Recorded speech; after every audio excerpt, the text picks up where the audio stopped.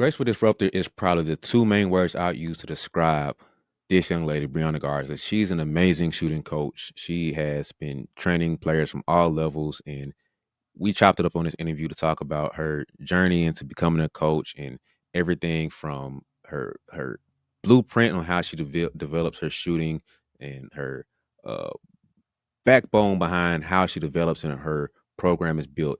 And ultimately, that program is going to be delivered to you all through an app. And she has the app coming out next week, December 1st. So we talked about her life story to build up to this point to develop this app and be able to be a disruptful, graceful disruptor for you guys. So you guys get something new, something different, and change your shot in a way that you've never experienced before. And um, man, this is a fire interview. This is probably the longest interview, but it's one of the best ones that I've been a part of and done. So you guys stay tuned, man. Like she is an amazing coach. The way she thinks about the game and talks about the game, and the way she talks about her development of the players, not just as a player, as a person too. So I'm gonna get out your way, man. I'm excited about this one. This is one of the favorite ones that I've done. But without further ado, get out the way now. Shooting coach, BriAnna Garza. Shooters shoot. Okay, let me give you a story. I think you'll enjoy this story because you're a nerd about this, like I am. So a couple years ago, I had this kid I was training, and he could already shoot. He was like maybe third or fourth grade. He could really shoot for his age. And his mom came to me and was like, he's been struggling with his shot lately. He's not as confident and so on and so forth. And so maybe like 30 minutes, like we supposed to be training for about an hour. So maybe like 30 minutes for the session. I'm talking to him, kind of get his mind straight. It's like, hey, you want to be a shooter, right? You can shoot the ball, but there's like this hidden gem that you don't know about being shooting. It's like the lifestyle of a shooter. Like you have to be more disciplined with your training and working out. You have to be really like a jerk about the details about, okay, I have to make sure I'm doing this with my shot. Not so much to where you're fixated on the wrong thing, but intricate and about and fixate on the details that matter. You have to come and prepare every day. You have to have this confidence and have to have this swagger about you. It's a lifestyle of being a great shooter. So after about 30 minutes of going into it, it's like, hey, so now from now on, man, what do shooters do? He's kind of like, what? Like, nah, what do shooters do? Like, shooters shoot, right? He's like, yeah, shooters shoot. So I use that as like a guidepost to say, it's like you're driving down the lane and you kind of fall asleep and you kind of curving off the lane. So I'm like, hey, shooters shoot. And he get back focused and get back on track. Or when he's doing well, I'm like, hey, shooters shoot, right? That's what I'm talking about, man. Shooters shoot. So for Come me, on. that's kind of what that's kind of what it means of like shooters shoot. But from you, the sniper, the Mm. queen herself, what does shooters shoot mean to you? Man, that just made me smile so hard that I just teared up. I'm not even joking. Oh man. I Shooters Shoot, I think as a brand, it's uh the word I'm looking for is I think it branches across different industries, different meanings. Mhm. Shooters Shoot could be something we say to anybody going after literally anything scary. It could be the flexibility of it and the way that that phrase can resonate across confidence. I think Mhm. is what drew me to it. It obviously, like shooters shoot. That's what you do is another thing I would always say to kids. Like we would say shooters shoot, and they would be like, "That's what you do. That this is what you do." And so those Yeah. two things are tied in together. But for me, it's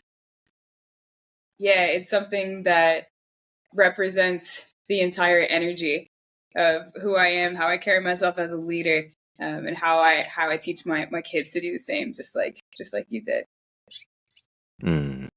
Yeah, it's I knew it was layers to it because I feel like we're akin in how we see things and we talk about things. So I knew it was more than just the corny basketball thing. It's like, oh, I'm a shooting coach and I have to put shooting in there, so shooters shoot. Oh, that sounds cool enough. And no, I knew it was layers to it. So I had to hear for myself what those layers were. Um, but then also your Instagram name has the 70 on there. What's that about? Mm. Wow, good question.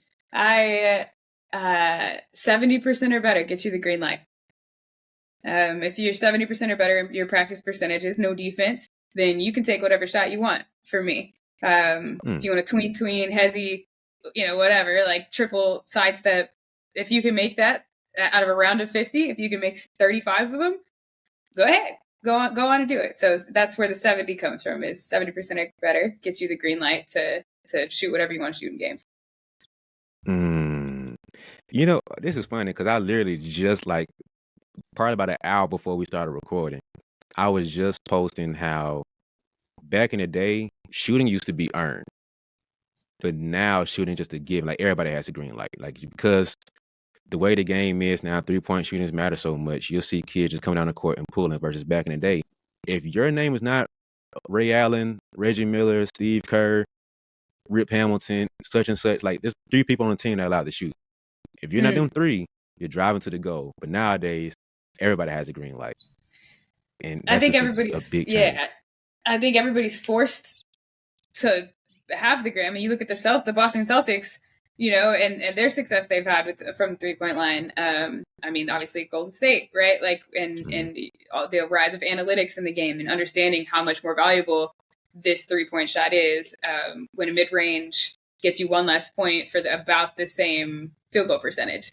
And so, yeah, I think this new wave, this new evolution of the game is demanding it of players. And I mean, shooting is the most important skill in basketball. And can nobody really do it? So, building a niche in teaching people how to shoot at a really high level came from that understanding of where the game is moving, and that there's not just 1 or 2 guys on the team that need to shoot now. Now y'all all got to shoot. Jokic stands outside. Jokic stands outside, shoots. Like my guy is 7 foot, built like a potato, and shooting 3-pointers because he has to. So yeah, that's something I love personally for my own gain. It's like everybody's got to be able to shoot now. Here we are. Yeah, but I think there's a mix of it too, where you have to be able to shoot, and then you have to be able to actually like put the ball in the goal, and that's where the gap is for me. Like just because you should shoot the ball doesn't mean you should actually shoot the ball. Like get the shot that you can shoot. That's where my frustration comes in. I hear you. You're seeing I'm players with you. get Steph Curry type of shots, and you're not Steph Curry. I'm with you. I think everybody could afford to become a shooter is probably how I could have phrased that. But because every roster has room for one. Mm-hmm. Yeah.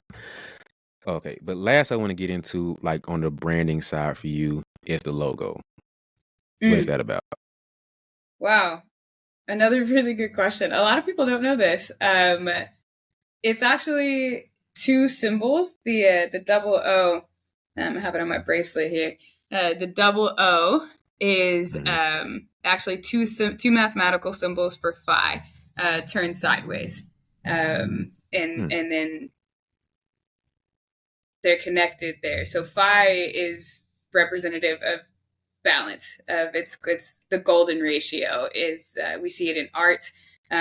We see. Have you that famous painting of the wave?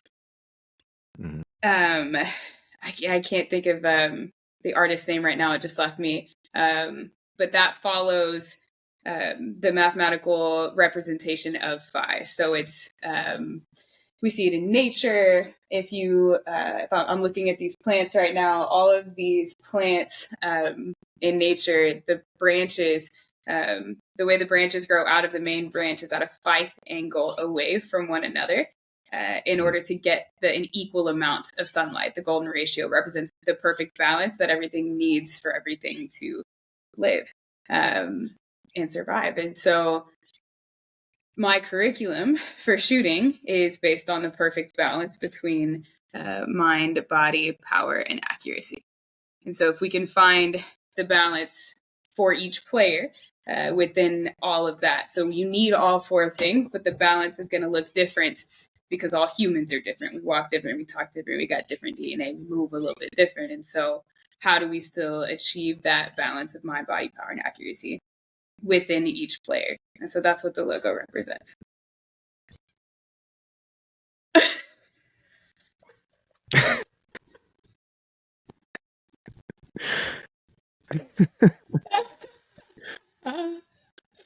Oh What's God. so funny? I just just your smile and nod. I don't know. It just got me. Oh man. No, That's what because it is. I'm a nerd, and so when I'm a I hear nerd. people nerd out, I love that because Hmm. I think we're in a time where people are afraid to be nerds, and it's not as cool to be nerdy. And so when I hear people nerd out, I'm like, I love it. So like, I'm I with love it. I'm hearing so you. with it. I love it. Because the whole time Oh, I'm like, what is this thing? I don't know what it is.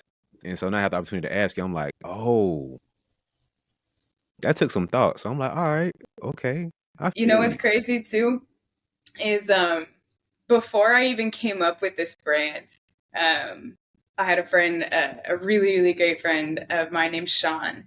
And he and I were like peas in a pod. We were bartenders together at the local Chili's in Decatur, Texas. We were roommates at one point, and we're still friends. We just we've grown up and had to be adults. And um, he and I actually got these tattoos together, this phi symbol, because we both got obsessed with this sacred geometry and how where we see phi everywhere. You can see him. I could go on forever, but anyway, so we got the symbol phi tattooed on us, and so I Mhm. have this phi symbol tattooed in the middle of my chest. And it didn't occur to me that that was like subconsciously where my logo came from until like after the fact. Mhm. And so it was like this cool, like I made the mind body power accuracy and the balance, like I made those intentionally, but forgot that I had this whole tattooed in the middle of my chest this entire time. And like I didn't connect the two. I was just drawn to creating this for that reason. And so like I remember I was like I was living in Texas at the time, or Arizona rather, at the time when I came up with the idea for the brand. And so my roommate and I, Macy, at the time, we were going to the pool, and I changed into my swimsuit, and then I saw my tattoo, and I was like, "Oh my god, you guys, you guys!" It just worked out like. And I just read the book The Alchemist. Have you read The Alchemist before? Oh yeah, I'm ready. Yeah, I just read that, so I was like, "It's a sign, an omen." Look at all the omens happening around me, around me. Ah, and yeah, so thank you for asking that question. I haven't thought about that in forever. Man. Okay. So okay, I can nerd out with you. I like this. I really like Yeah, this. So yeah, so you said balance is between the body, the mind, accuracy, and what else? power, mind, body, Power. power, and accuracy. Mind, body, power, and accuracy. So when you're taking players through the curriculum, what do you start with? Mm. So this might be an annoying answer, but it really just depends. Like if I'm, so are you meaning like if I'm working one on one with a player, if I'm working with an individual player, or if I'm thinking like if I'm designing for in general? Let's go individual play. So you have a player in front of you now. Mm. What are you starting with? So first thing I would have a player do is just shoot in front of me. Like go ahead and warm up, do whatever you would want to do to warm up. I don't give them any cues or say anything. I just get to know them, what's your favorite color, what's your middle name, whatever. And then I say, whenever you're ready, whenever you're warm, I'm just going to catch and shoot. You're just going to catch and shoot. I'm going to rebound for you or have somebody else rebound for you so I can just watch you the whole time. Mhm. And you're just going to take a handful of shots until I see, what I see. And then we'll start the workout from there. And sometimes it takes me 15 to 20 shots before I stop them and say, okay, here's what it is. Sometimes it takes us one, and I'm like, okay, I know what we got now. And so that's the process. And what do I look for first? I run a coaching community, just a small group of us, and they always ask me the same question, like, what do you start with? What do you start with? What do you start with? And I'm like, when it comes to individual players, if any coaches are listening to this and they're wondering that same thing too, the answer that I gave them that seemed to be the one that they accepted the most, because they weren't accepting the ones before, was I look at somebody shooting, and there's what looks weird. What looks kind of weird? Is it their rhythm looks kind of weird, and I'm not really sure what it is yet, but their rhythm looks kind of weird, or is it the way they jump? Is it their their feet positioning? Are their knees kind of doing something funny? Is their follow through going across it? So I kind of just look at the shot as a whole, and what looks weird. And I've gotten 10,000 reps at doing this, right? And so I can now identify exactly, for the most part, like it's very rare that I find a new thing wrong with the shot that I haven't seen before. So, when I do see a new weird thing, I'm like, ooh, like, I don't know what's wrong, but we're going to figure it out together. And so whenever I identify as the thing that's weird, then I start with that. And so it looks different per individual. The most common problems I see usually have something to do with their wrist engagement early and their hands. Their sequencing and their rhythm in their body. And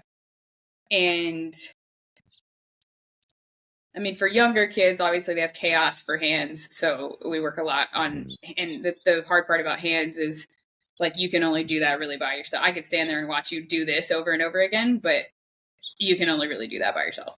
But I would say the other one is like how they load into their hips, especially boys.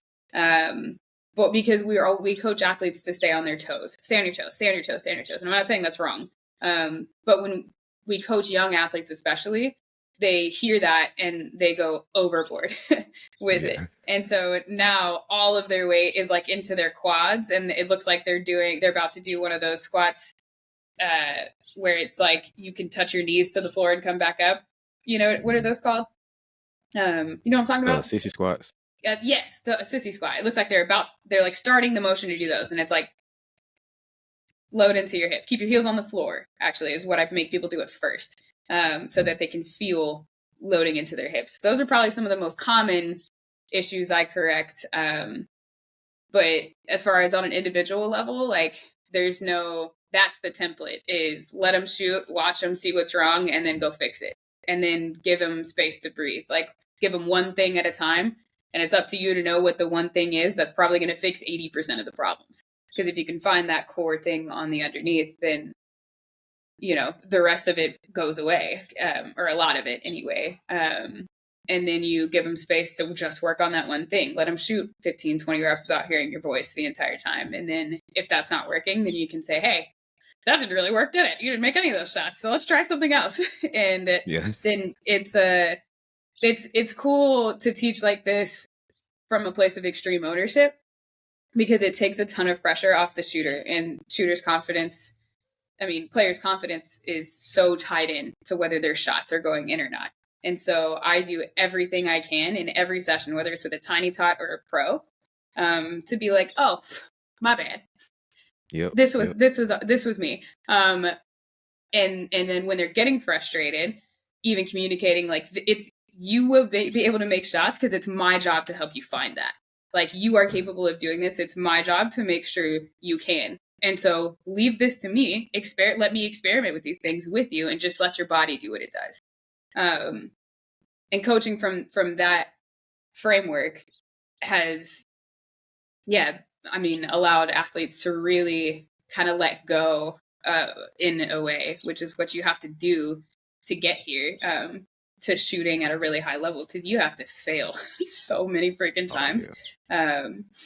Something I tell my players at camp is like, I've made more shots than you guys have even missed or even taken at this point in your life. I've made more than you've even taken.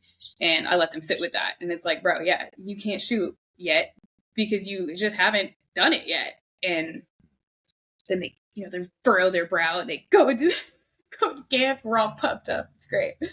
I went off on a tangent there, but that's what I look for first, is what looks weird. and then we work backwards from there. I'm similar in that sense of how I don't really come in with like a template. It's more of just I think about it like this. It depends if we're in season or off season too. So if we're off season, I'm fine like the biggest route we can move, or like I put it like this. I look at how you're missing, then I figure out why we're missing. So if all your shots are short, it's like, okay, I see everything's hitting front of the rim when you're airballing. But what's going on? Like, what is your body doing? Like, why are you missing it? Your body's doing this thing. So then I pinpoint what your body's doing. Are you just not using your legs enough, which I kind of hate. We can talk about that later. But are you just not putting enough power into it? Are you just shooting it straight? Like, what's the issue? Like, why are you missing? So then I kind of fix it from there. But then if it's a big issue, like is we gonna take a lot of reps to fix it? Okay, that's an off season thing. If it's in season, like right before season or whatever, then I kind of go, what can we do that can almost cheat the coaching system of like, I don't want to give you the nuggets, but I have to kind of shortcut it because we're in season mode, so I don't want to tweak too much. But I'll hand feed you a little bit more than I usually would to get you like over this mini hump versus the big hill you usually do. So but it's why do more of you? just what they come up with. Let me ask you this: Why are you afraid to tweak a shot in season if they're already like not making shots? Sometimes they are making shots, so it's more of like Ah, if you're a decent enough shooter now, I don't want to change too I much feel to that. where confidence drop because the form and everything is like, Right, okay, let's right. just wait till off season to do that. So if you Yeah, can't shoot, then it's like, all right, whatever. Like it doesn't matter yeah. this Then time. he ain't got nothing to lose. Like, let's figure it out. You know. Yeah, I feel that. Yeah, so it's really just more of figuring out the biggest route we can move. So now we can move on to the rest of the rocks. And I like what you said about how you basically don't overcoach the athlete. You give them space to kind of do their thing. And I think we kind of like put that burden on us because we don't want to look like a bad trainer or a bad coach. But I'm like, the thing I realized for me when I was younger, I already have a dialogue going on in my head by myself. So I don't need the trainer coming into and the dad coming into and all these other voices because I already have stuff going on by myself. And it's Right. kind of up to me to kind of figure out if that conversation is going right or if it's going wrong. That's where going back to what I Yeah. said before about the shooter shoot thing is to get you back on track to where, hey, I see you getting frustrated and shots are getting worse. So let's get back on track now. That's when I interrupt. I want to interrupt if things are going bad and it's really Yeah. going bad Right. versus I want to overcoach you and overtrain. Like, no, I already told you what to do. It's just you figuring out what that comes out as for you. So I Right. love how you don't want to overcoach your players because I think we do that too much sometimes. We just overcoach them and overanalyze and got them overthinking now. So now they're bricking, not because they can't shoot, because they're analyzing too much to do versus, like you said, give them that one thing. So I like how you're doing that. Yeah. Yeah. That's great. I think the best coaches I've ever had, especially when it comes to technical skill, is what like skill adaptation and feeling your body. Like the brain body connection can't happen while they're hearing our voice. Like Mhm. so like in order for them to adapt a skill, like they have to have the room for it. The best coaches I've had have said very little during those times as far the coaches of skills, right? Coaching, I think a team might be a little bit different, but I don't coach teams, so I don't really know. But yeah, I think it's a different marriage you have when you're a coach versus a trainer. So I try to be mindful to not like I talk trash with and stuff and just have little stuff here Yeah. and there. But as far as being an actual trainer and coaching technique or whatever, I try to do the little amount of talking. I give analogies or whatever so they can understand it clicks. And like, okay, you understand it? Cool. Now go show me. And then just Yeah. have fun and go that route. So Yeah. uh, I'm glad. I'm doing something right now. I feel good about my life. Man. Yeah, that sounds like you're a great coach. What do you mean? Yeah. And it's that overcoaching thing we've I think it's something you always have to grow out of. You have to realize like shit, all right, I've just Yeah. given them 17 different things to think about. Like maybe I should not do that. It comes with reps just like anything else. But that's the most common thing I correct in coaches who come through my certification programs is like, bro, stop talking. Mhm. You know, just stop talking so much. Like, and I not because you're not saying good things, but you're just saying too many of them. Mhm. And that's been profound. in a lot of the improvement we've seen in the coaching community and in their kids. Yeah. But did you get the one thing from that book? Have you read that book before? The book called The One Thing? Yeah. No, I actually haven't. I didn't know there was a book called The One Thing. It sounds like I'd really like it though. Yeah, it's crazy because that's basically what it talks about how you prioritize like the most important thing to do. And Mm, basically it has a sentence that it says of like, if what's the one thing I can focus on that by doing it, completing something like that will make all else things easier. mm, And I'm like, okay, preach. so it's kind of what you go along with your shooting of like, okay, what's the one thing this session that we can focus on and get better at that by completing this will make the rest of my shooting easier. Yeah, totally. Totally. That's cool. I'll have to pick that one up. We love universal truths and when they pop out in regular conversation, you know, we love that. It's the omen that you were looking for earlier. It's another Come one. on. They're everywhere. Honestly. Look at them, you know? All right. Going back to your balance equation, right? Mm. So let's go with accuracy. Let's tackle that one. Okay. How would you define an accurate shooter?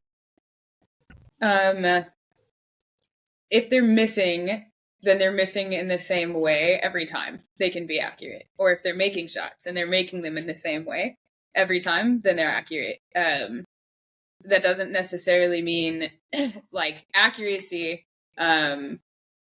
It's funny. There's a difference in psychology in my bachelor's degree. There's like it was accuracy and validity.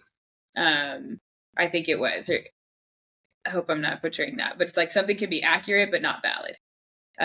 So you can be shooting it the same way every single time and hitting the rim the same way every single time, but it's not going in. So it's not like actually getting the result that we want. And so that's, you know, where the balance part of it comes in. But obviously an accurate shooter is, are you missing front of the rim or back of the rim? Like, are you shooting the ball in a straight line over and over and over again? Then we can say you're pretty accurate. Because anytime I see kids miss off the front or the back of the rim, I'm like, we can live with that. Like, we love those. Yeah. We love, you know, I love that you just missed that way. And if they're, you know, missing right, left, front, back, side of the backboard, top of the backboard, like, maybe we should take things a little slower, scoot up, see what's going on here, because something's not right. And so, yeah, accuracy would be, you know, put simply, can you shoot it in a straight line over and over and over again? I think that's one of the small wins I get players on, especially younger players, when we're changing shots and working on shots. It's because they get too fixated on makes and misses. And I'm like, hey, first off, can we just get it straight? Can we hit the front or back of the rim? Or can we have consistency in your shot? And they get a little bit more at ease because they're like, okay, we're not worried about makes and misses. I just want to get marginally closer. And the analogy I give is like when you're playing darts and like shooting bows and arrows. It's like you get points for hitting the board, but you also get points for accuracy. Like you have to be strategic in where you're hitting. And so you get too caught up on hitting bullseye every time. It's not the goal every time. The goal is for you to just actually be more accurate with your shot. So when you're missing, are you missing front and back? Then we're good. If everything's left and right and you hit the backboard the next shot and it's airball, like, hey, let's figure something out, like you said. But if we're more accurate in our shot and if we're missing everything consistently left, I'll take that too because we have the same problem. Now we can fix that problem and get things back center in line. So Right. I think we think a line as far as what accuracy is with shooting. It's just a lot of times we get too caught up on makes and misses. I think it's just being more marginally correct than we were before. Yeah, and a lot of if a kid has accuracy problems, you're going to know it right away. And I usually take them off the basket whenever we're messing with their body. I'll have them shoot on a line. Can you just shoot the ball in a straight line? Have it land on this line in front of you? And we gamify accuracy, especially a lot. In that a lack of accuracy usually is coming somewhere in the body, right? And so again, you figure out what that one thing is in the body, and then I like to take my athletes off the rim first. So I'll have them do line drops. My pro, Emma Cannon, for example, when she first came to me, she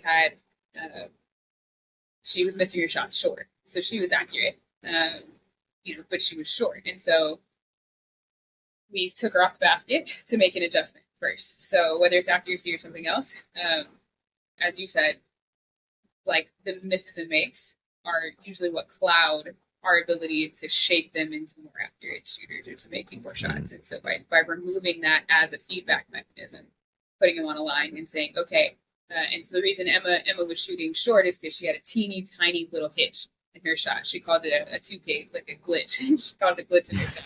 And I was like, okay, we're just gonna put you on this line. Every time you shoot smooth with no stops, I'm gonna give you a point no matter what. Every time you shoot smooth with no stops and you hit it on the line, you get 2 points. We're gonna go 3 sets of 30.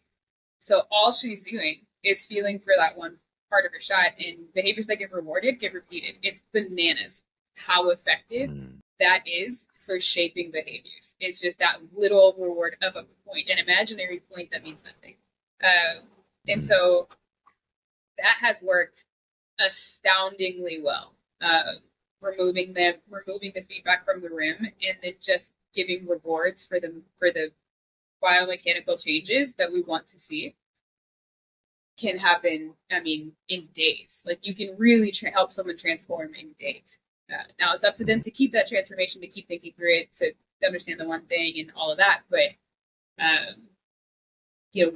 when it comes to helping shooters become more accurate, usually you take them off the rim and make accuracy easier for them. I like that. I'm probably gonna steal that one, just so you know. Please. Yeah. Steal like an artist.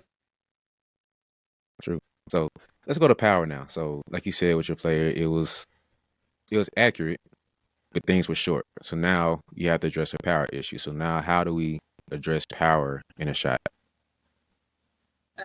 Usually the problem with power is just that there's either slowing down or stopping their momentum at some point. And so Rob Voder, who is a shooting coach for the Miami Heat, he has one thing that he says that because you want to simplify something that's a simpler line is going to be more, right? Something that doesn't stop and start or slow down is going to have the most power output in moments of a moment. So he says this thing, pass it to the basket. Like that's the simplest way he explains shooting, just pass it to the basket. And so, I'll give different cues like that. But when we're teaching power in shooters, I let them just shoot from far. And I give them the tools, leading up to it. I teach them how to transfer energy without stopping and starting, right? So we get there first. Then we have them experiment with their body rotation a little bit. And then we have them back up and do the same thing. And then we have back up further and do the same thing. And so the kinds of shots we'll take when we're working on power, they're not going to look anything like your actual jumper.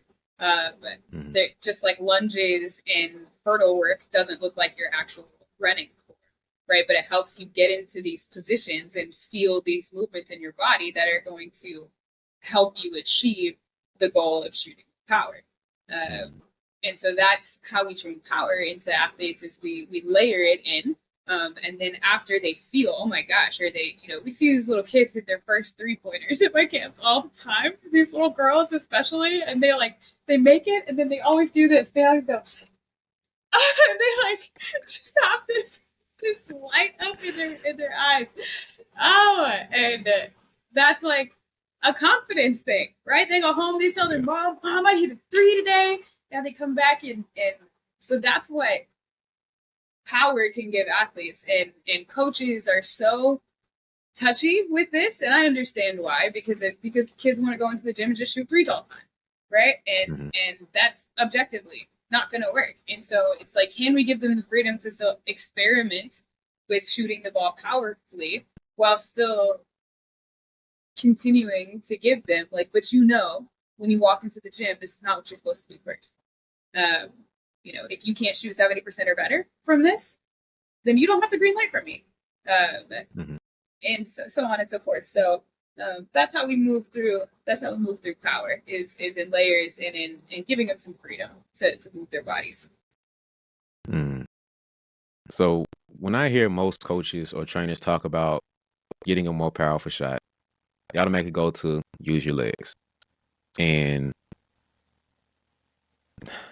there is truth in that, but their connotation of what they mean by that usually translates to jump higher. And I dislike that because it's not true for everybody. And so for you, what does power kind of come from, I guess you could say? Yeah. Like a more powerful shot.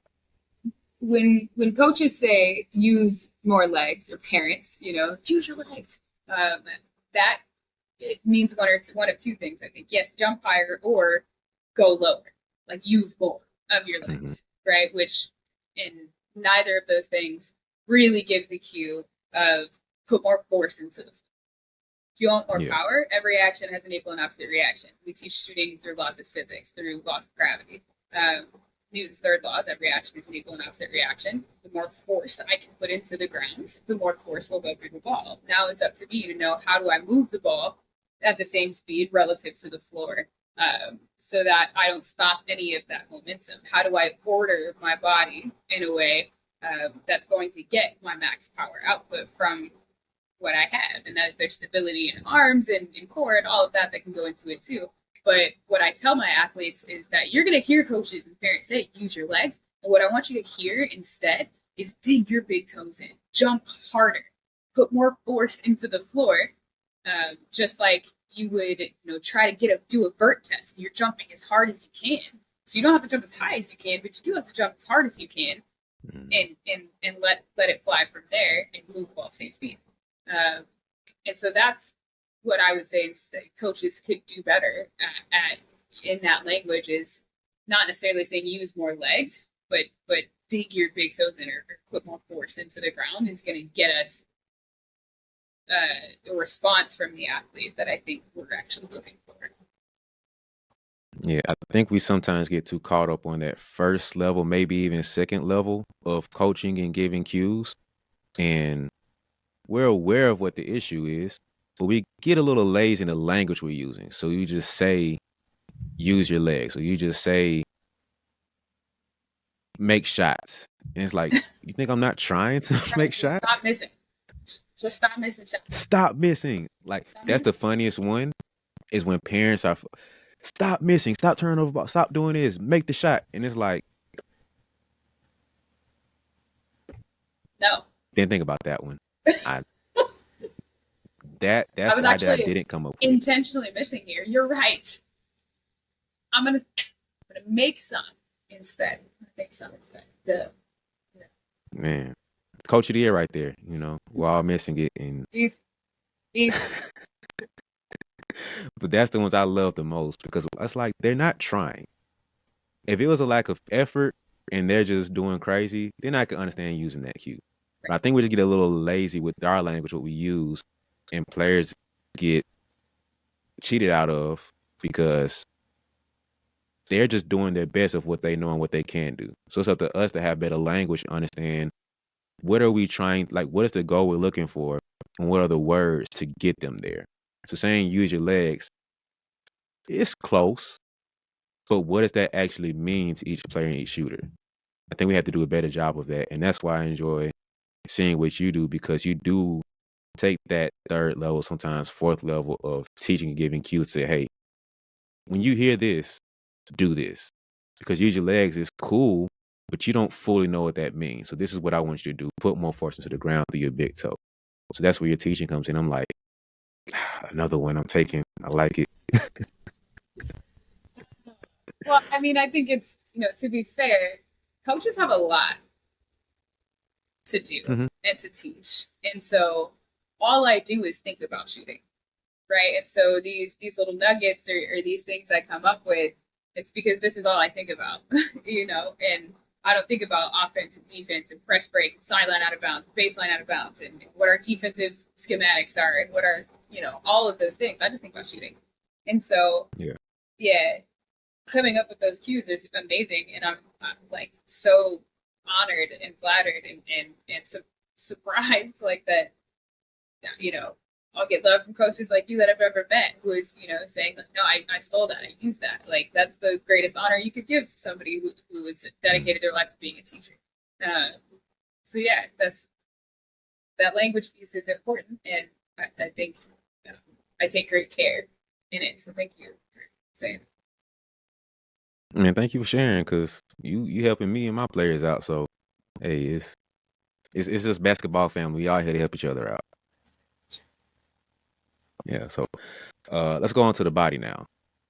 When Okay. you're addressing the body, what does that mean? Because we kind of touch power and accuracy, which comes from the body. So what does that mean in your curriculum of what you're dealing with?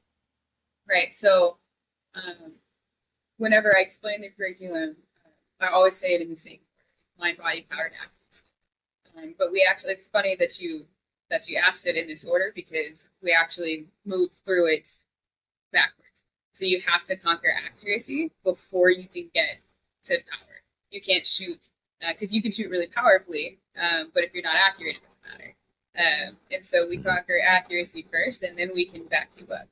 And once we have accuracy and power, now we can get into advanced movement. We can get into strengths. We can get into shooting off the move. We can get into some of your bag and your ISO moves.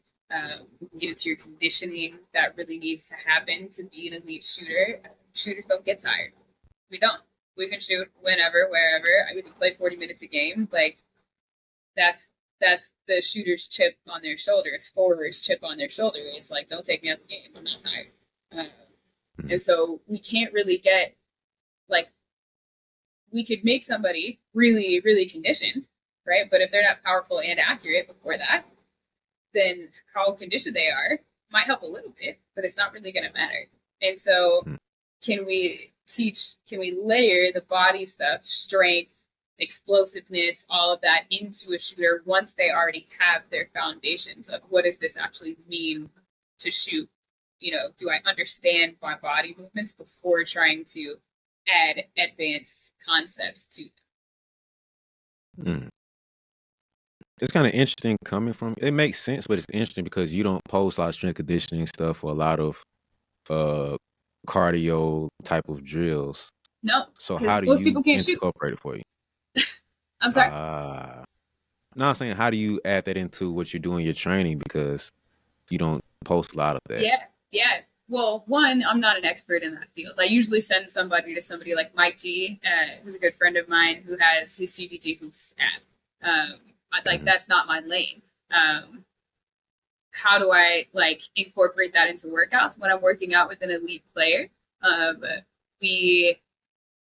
We usually do shot series instead of variable practice where the shots, the demand on the body is usually a little bit easier because I can't put high demand on your body if you're not a good shooter already. I need to put a high demand on your brain body connection, on those sorts of things, on adapting your skill first.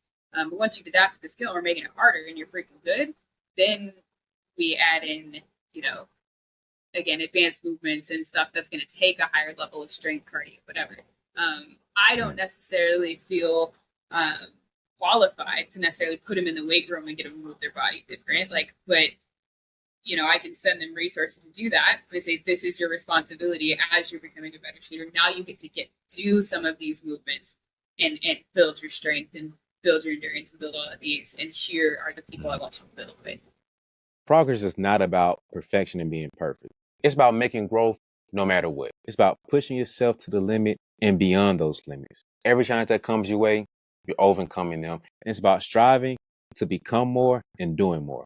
Every single step, every single day, every single dribble is a victory. You've won as long as you're making progress. Because progress is the only goal. So invest into that progress, invest into that dream. Get yourself a reminder that progress is the only goal. I think that's a great piece because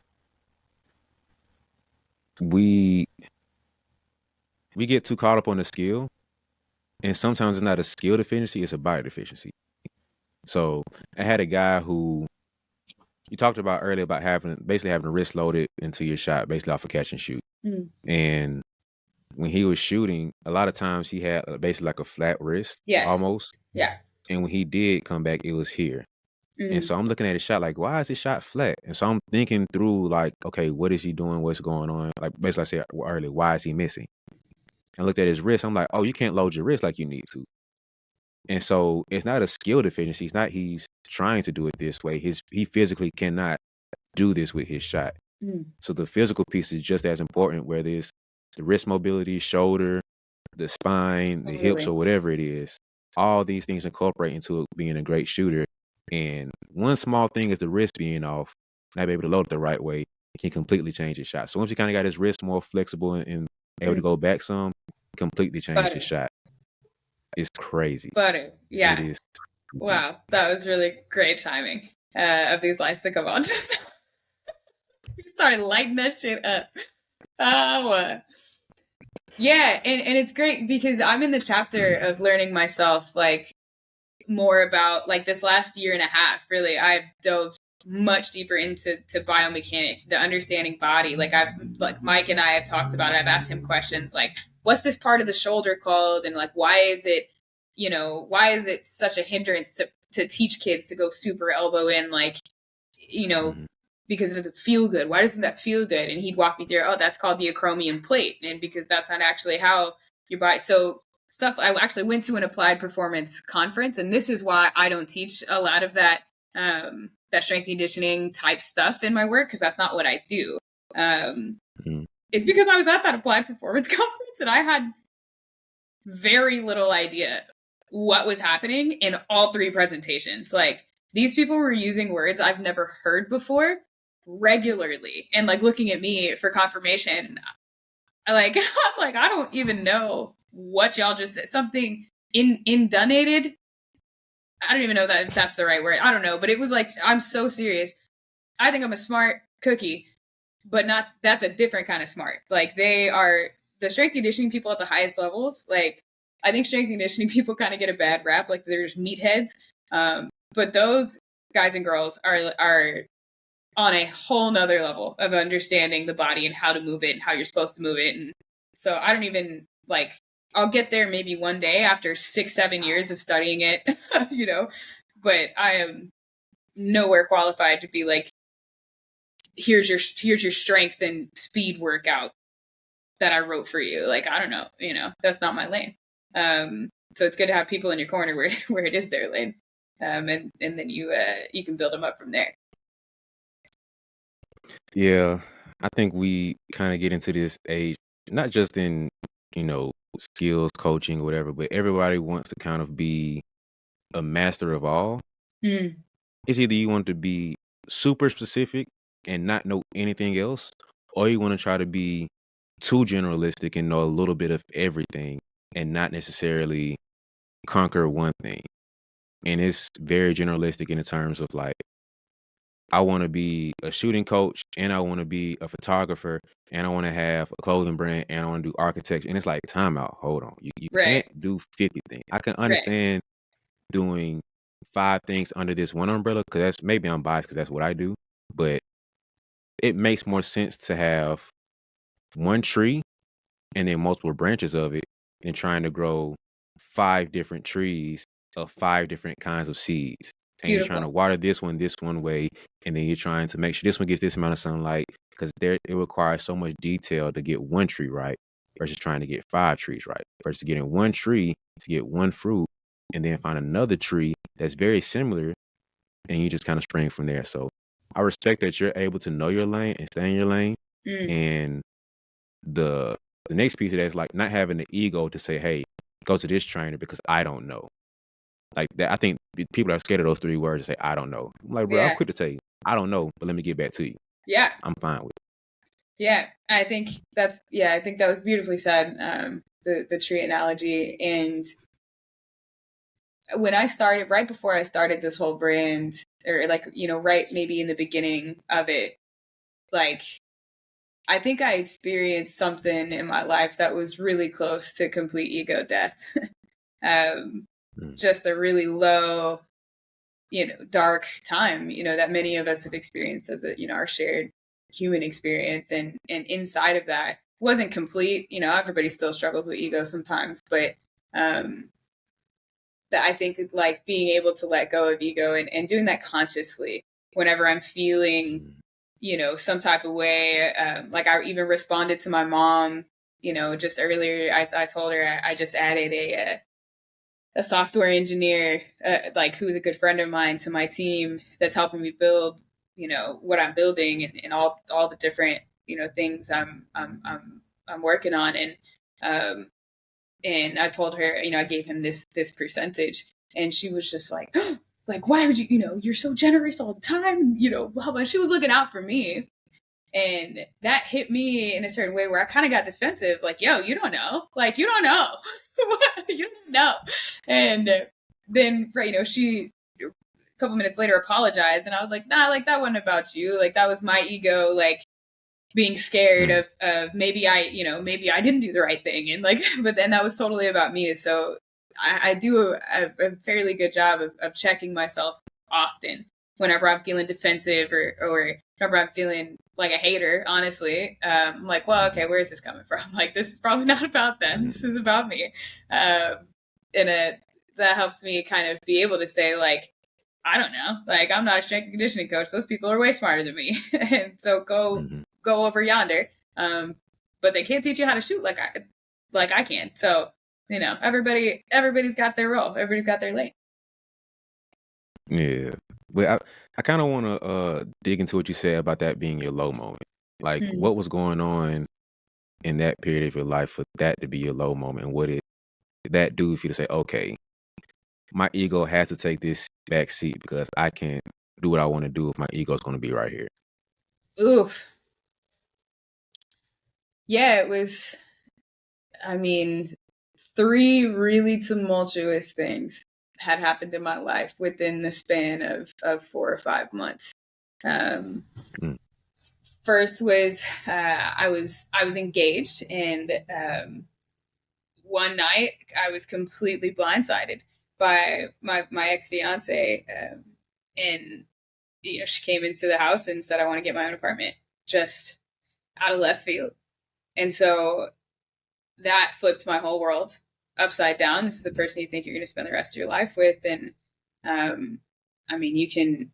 I mean, when you connect you think you're going to connect your soul to somebody, um, and now it's just sort of it splits you a little bit. And so then I was moving through that. And then about, I guess it was about 60 days later, I lost my dog, who was, I don't know if you're a dog person, but he was, I mean, that dog. Like everybody has dogs growing up and whatever, and there's a few of them, but he was like the one. Uh, Finnegan was his name, and he just out of nowhere just suddenly couldn't use his back legs and was in a ton of pain. And Mm. it turned out it was just a freak thing. He ruptured two discs in his back, and the doctor, the vet, said it was just like a ticking time bomb. There was nothing we could have done. You know, it just was you know terrible. And then right after that, I lost my job. It was supposed to be a 3-year gig. Mm. I would still be working there today. In fact, it was supposed to be a 3-year gig training at a gym in Phoenix. And um, so then I remember that happening, and like all three of those things, you know, happened. And the night that I lost my job is when where ShootersXShoot was born. I had my first panic attack in that time. You know, thankfully I haven't had one since then. I had no idea what was happening because I'd heard people talk about, you know, anxiety attacks, and before I just thought that just meant they were like really stressed. Like, but no, it's like it was a real thing. Your heart Mm. starts racing, you know, gets up to 200. Your Apple Watch is going off. Like, what's going on with you? And um, you feel sort of this everything seems just so meaningless. Conversations, Mm. washing dishes, your mom telling you about your niece. You're like, okay, you know, it's cool. Mm. And you can feel, or I could feel, um, that things had less meaning. Conversations weren't as fun as they were before, and it was just dark. I'd never experienced it before. I'm, grateful that I hadn't experienced it up till then in my life. But then there was a moment where I'd agreed to dog sit these two dogs for a friend of mine. It was a big, goofy, like curly, tall dog named Bear, I think, and then chocolate lab named Browns. And the people left the house, or I'd already left the house, and I walked in and I sat down and I opened my laptop, and it was like, again, this house was like unreasonably dark and like open. The dogs were there just chilling, and it's hard to put words to it, but it's like everything sort of like black holed and imploded, and I sat down and then I stood back up and I just looked around and I was like, oh no, like forget this, like this ain't who we are. And I remember I went to the gas station and I looked crazy. Like I was wearing the basketball shorts and like a dirty shirt. My hair, was looking crazy because I was just in a dark place. I wasn't really taking great care of myself, to be honest. And I went to that gas station and I ran into this guy that I had worked out with at the gym before. I'd done a shooting workout with him, and I was like, hey. I bought a Red Bull, a sugar-free Red Bull, and some Cheetos, and I went back to the house with the dogs, and I sat there and I built for 4 straight days. I like hardly moved. I would go back to the gas station and buy a snack and another energy. This is not what I recommend anybody doing. It was not super healthy nutritionally. But I just had this moment like where it's like your whole system just decides to shock you out of something and rage forward. And that's what I did. I in 4 days I built the first clothing brand site and started that whole thing. And then I started calling and talking to mentors, like how do I figure this out? Like, how do I train your kids? How do I get in the gym? I'll do it for free. But this is, you could buy a t-shirt, if you want to. And that's sort of that rage to go forward is how I've been on the road for today is day like 900 and something, I think, being on the road like this and just figuring it out. Because I know that forward is better than where I was.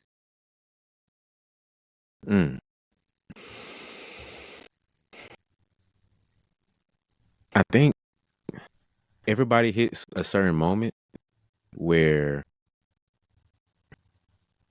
relative to that person, it's a dark moment. It's a fork in the road moment. But what for you said, okay, instead of going darker, I can't do this anymore. Let's choose this route. What in you said that, okay, I can't sit here and keep going left. I can't keep going dark. I can't just give up on what I'm doing or what I strive to do. What in you said, let's go this direction and pivot this way? This is the audacity of self-belief. Like, I remembered who the fuck I was. And you only have to remember that one time and decide to believe it one time. And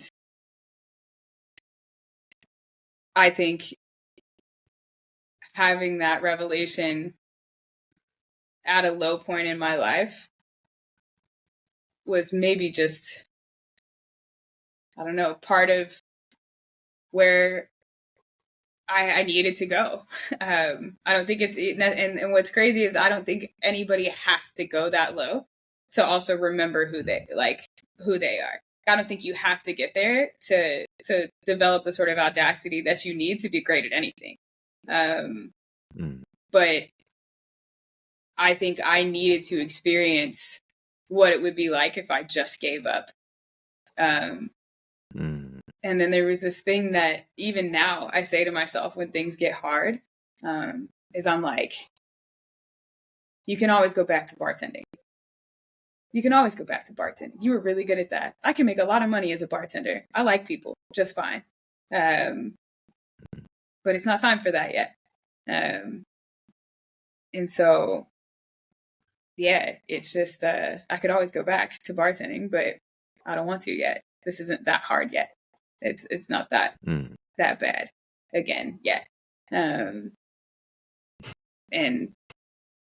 so those are sort of the moments that are, I think, in a lot of ways inexplicable. They're just, lived experiences, and all we have is forward. All we have is right now, always. And that's what it's like owning a business too. It's like you're just like in the now. The more you can keep yourself in the now, you can look around and like remember that your past and your future aren't actually here with you right now. I've from that experience, I try to stay in like almost a constant state of meditation when I'm not like focusing my mind on something I'm doing. And obviously that doesn't always work. We're all human, but when I'm in those chapters of really making sure to stay mindful of staying present in just moving the pieces, letting myself feel what I need to feel, and then taking a breath. Like I've learned to process very quickly, which has been frustrating in some of the relationships I've tried to develop with people, because I'm like, all right, I was really sad and now I'm not sad, and let's figure it out. Like let's move forward, which is not how everybody processes, and that's totally fine. But in being a business owner, you kind of have to do that. You have to be ready to pivot and understand something's going to go wrong, and you got to figure it out as the leader of this thing that you're doing, as the person who's taking care of other people. This is your responsibility now, and so that's the sacrifice you make as a leader of anything. But that's that moment of ego death or near ego death has shaped a lot of how I can build in what I feel is an honorable way. I think what you said was important, is that you don't have to hit this low point for you to decide or realize who you are. And I think about how, and I'm still kind of filling this out, but I think there's only two real things, like two sources you could say of motivation. Like there's another one in there too that I kind of play around with, but I think the core two that most people either have is basically, I think I tweeted it another time. Let's see if I can quote myself. Is that kind of egotistical, like the quote yourself? No. We love self-celebrations. Those are important. All right, if I can find it. Okay, so I said motivation comes down to two things. One, strongly wanting that end result enough to go through that process, or two, strongly disliking the opposite result enough to go through the process to avoid it. So basically, you want this end goal. Like you want to go to the NBA, the WNBA, you want to become a great shooter, you want to figure out this business. And the idea of reaching that drives you so much. That's all you can think about. That's your motivation to go and reach that. Or I hate bartending so much. I hate a 9-to-5. I hate missing shots.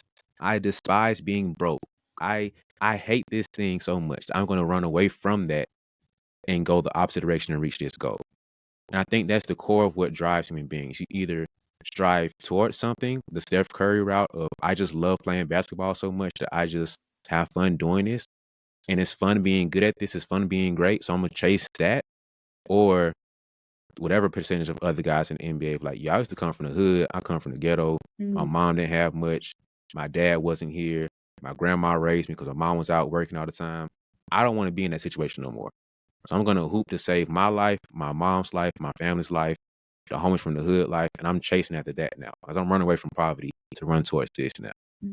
And I think those two core things are what motivate everybody.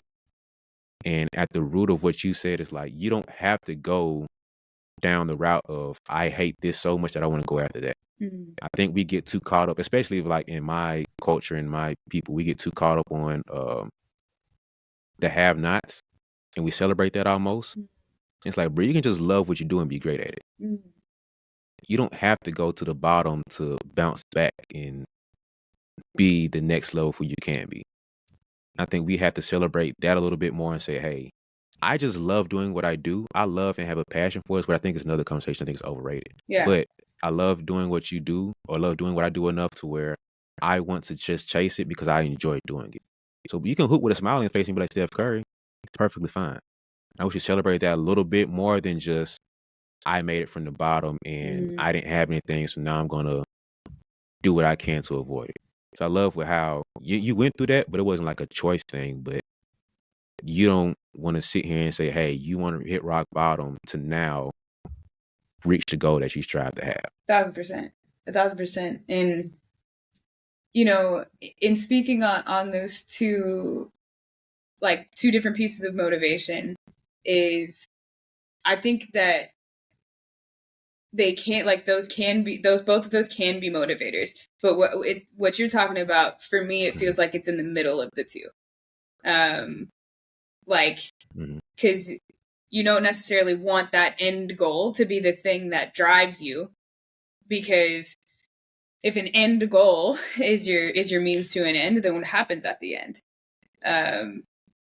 One of my favorite experiences that I've had on living on the road like this was I got to go to New Orleans. A friend of mine was Christy Tolliver is her name. She was coaching for the Mavs at the time, and I just happened to be between my sessions, and so I was like, I'm gonna go.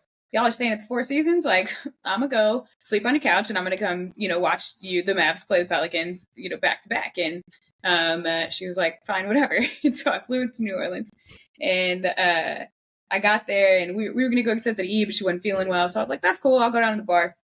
And I sat down, and I was having a lobster roll, maybe the best lobster roll I've ever had, and just kind of enjoying myself. And across the bar from me, I look up, and have you ever seen Breaking Bad? I've seen some of it. Okay, it's Hank from Breaking Bad, the DEA agent, the brother, is sitting across from me at this bar, and I'm like, oh my God, like, that's crazy. It's like, that's Hank. And so I didn't say anything to him, but I was like, what an awesome thing. And then he gets up and he leaves, and he was talking to these two people, looked like he had a good time, gets up and he leaves. And then right after that, these two people completely decked out in Pelicans gear. They come sit right next to me, and I assume they're going to the game the next day. So I just lean over, I start a conversation, and I'm like, what do you guys, are you guys going to the game tomorrow? What are you guys up to? And they were like, yeah. Our son just got just got traded to the Pelicans. And so I'm thinking in my head, like, hey, like, I knew who just got traded to the Pelicans, but I was like, in a way. And so I just kept kind of talking to him, and they'd had a few drinks at this point. So they were, getting a little looser, and we got to talking more. I said, you must be so proud of your son, being in the NBA. That's amazing. They were like, yeah, like CJ's a good boy. I always used to just tell him all the things he did wrong, and nothing he ever did right. I was like, okay, I'm going to ignore the fact that I disagree wholeheartedly with what you just said. But this is CJ McCollum's parents. And so I'm like, oh my God, like, what on earth is going on? So I chopped it up with them for a little while. It was awesome. And then they left. And so I'm sitting here like, wow, this night was just so cool. And then a man comes, and he pulls out the bar stool next to me, and he sits down, and he goes, hey, I need you to save me. And I'm like, save you? What do you mean? And it was Hank from Breaking Bad. He came back, and he sat next to me, and he was like, yeah, just chilling with me. I was like, what do you mean save you? I was like, you look like you're having a really good time with these people. And he was like, no, it wasn't. I said, it must be what it's like to be a Grammy award-winning or Emmy award-winning actor. And he was like, what gave it away? Was it the face? And I was like, yeah, Hank, it was the face. And he was like, hi, my name's Dean. Good to meet you. And so Dean and I are chopping it up. And then I text Christy. I was like, forget your stomach ache. Dude, like, I need you to come down here. Hank is here. And so then she comes downstairs. And so now I'm sitting next to Hank for Breaking Bad, and who is one of the greatest actors of all time, Emmy award-winning actors. That's got to be like less than 1% of all actors. Kristi Tolliver, 2-time WNBA champion, 3-time WNBA All-Star, one of the greatest shooters of all time in the women's game. And I'm sitting in between the two of them, not saying a damn thing. I'm just leaning back, like listening to them connect with each other. These are two of the highest performers on the entire planet. And so as they were connecting, they got to this moment where they talked about the one moment, right, where they got the thing. They won the trophy. The confetti's falling, and all their family and friends are all around them, and they finally achieved this thing, and that the first thing that they felt was sadness. Like, what's next? And I remember that sitting with me in such a profound way. Like, that a lot of people ask me what my goal is. What's your goal with all this? What's your goal with ShootersXShoot? And I don't really have one. I'm in this place where it's this very purpose-driven work. Like, this is what I'm supposed to be doing. Like, beyond a shadow of a doubt. I was meant to be a teacher.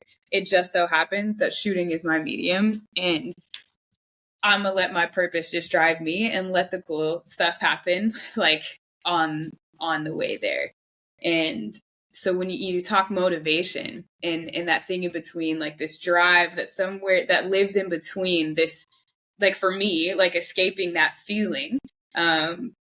So it's not exactly escaping that feeling, but that's part of it. And then the other side of like wanting to do something great, like I don't have a pinnacle of success. Like, I don't know what that looks like for me, but I'm moving towards it. But in the middle of these two like motivating factors and learning to use both of them while still staying here today, right now. And that is the mind part of ShootersXShoot, it's to transition smoothly into that. Learning to be here. Learning to let the body do what it does, and that like nothing in the past matters, nothing in the future matters, because the past and the future right now don't exist. That's what we teach our shooters. Really, we only get to the mind once you've done the work in all the other three pieces. Now you're unconsciously competent.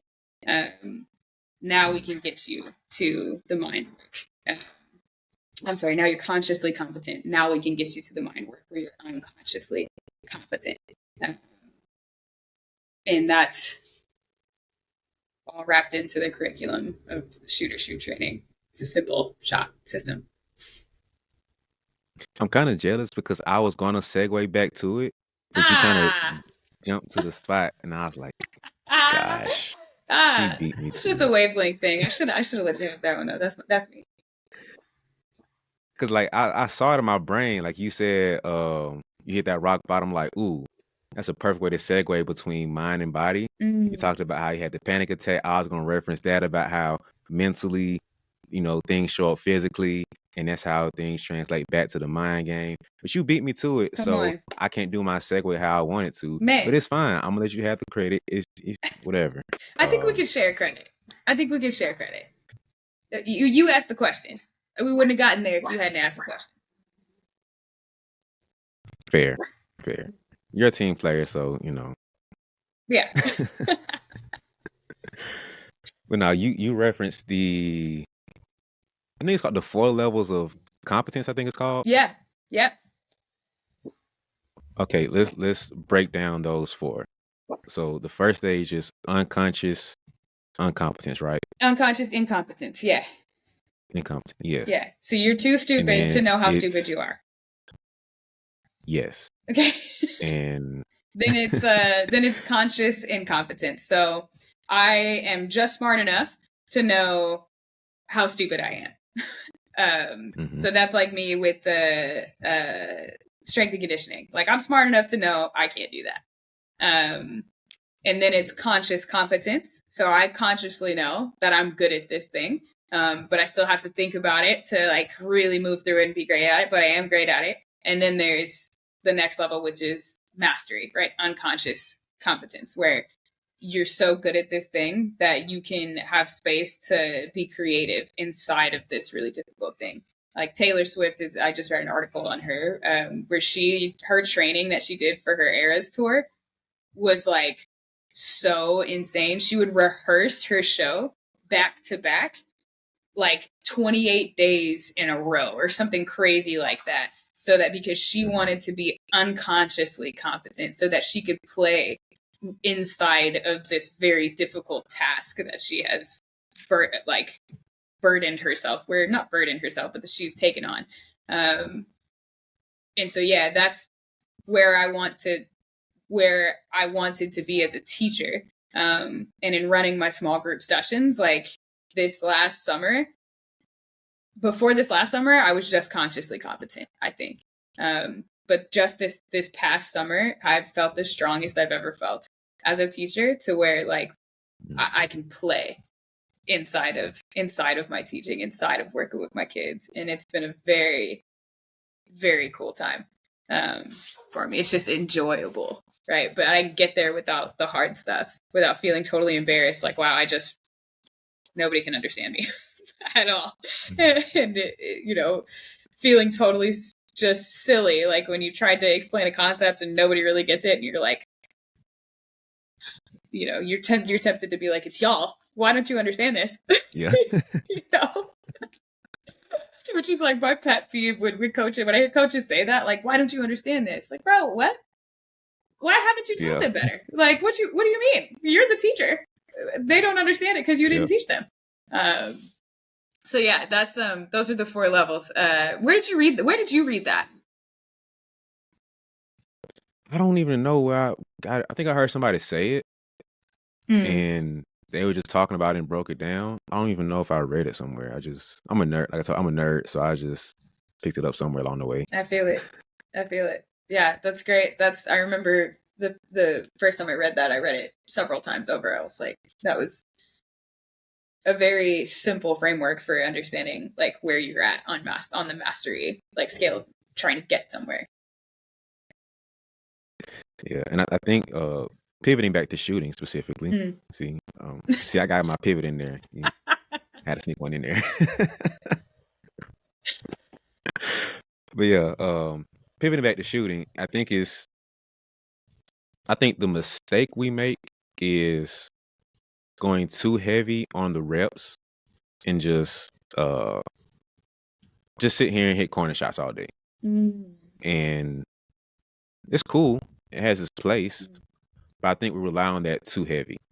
And especially if you go to like the shooters we grew up with, about how Ray would talk about, he sit in the corner all day and just, get on the gun, or I have a couple of coaches rebound for him. I sit there all day. I just do the same thing all day.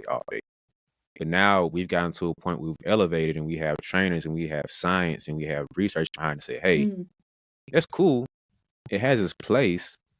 But now let's mix things up and get a little bit more mentally stimulating with the reps, to where you're provoking yourself to, like, not even a major thought, but it's like just have some level of differentiating in your shots, right?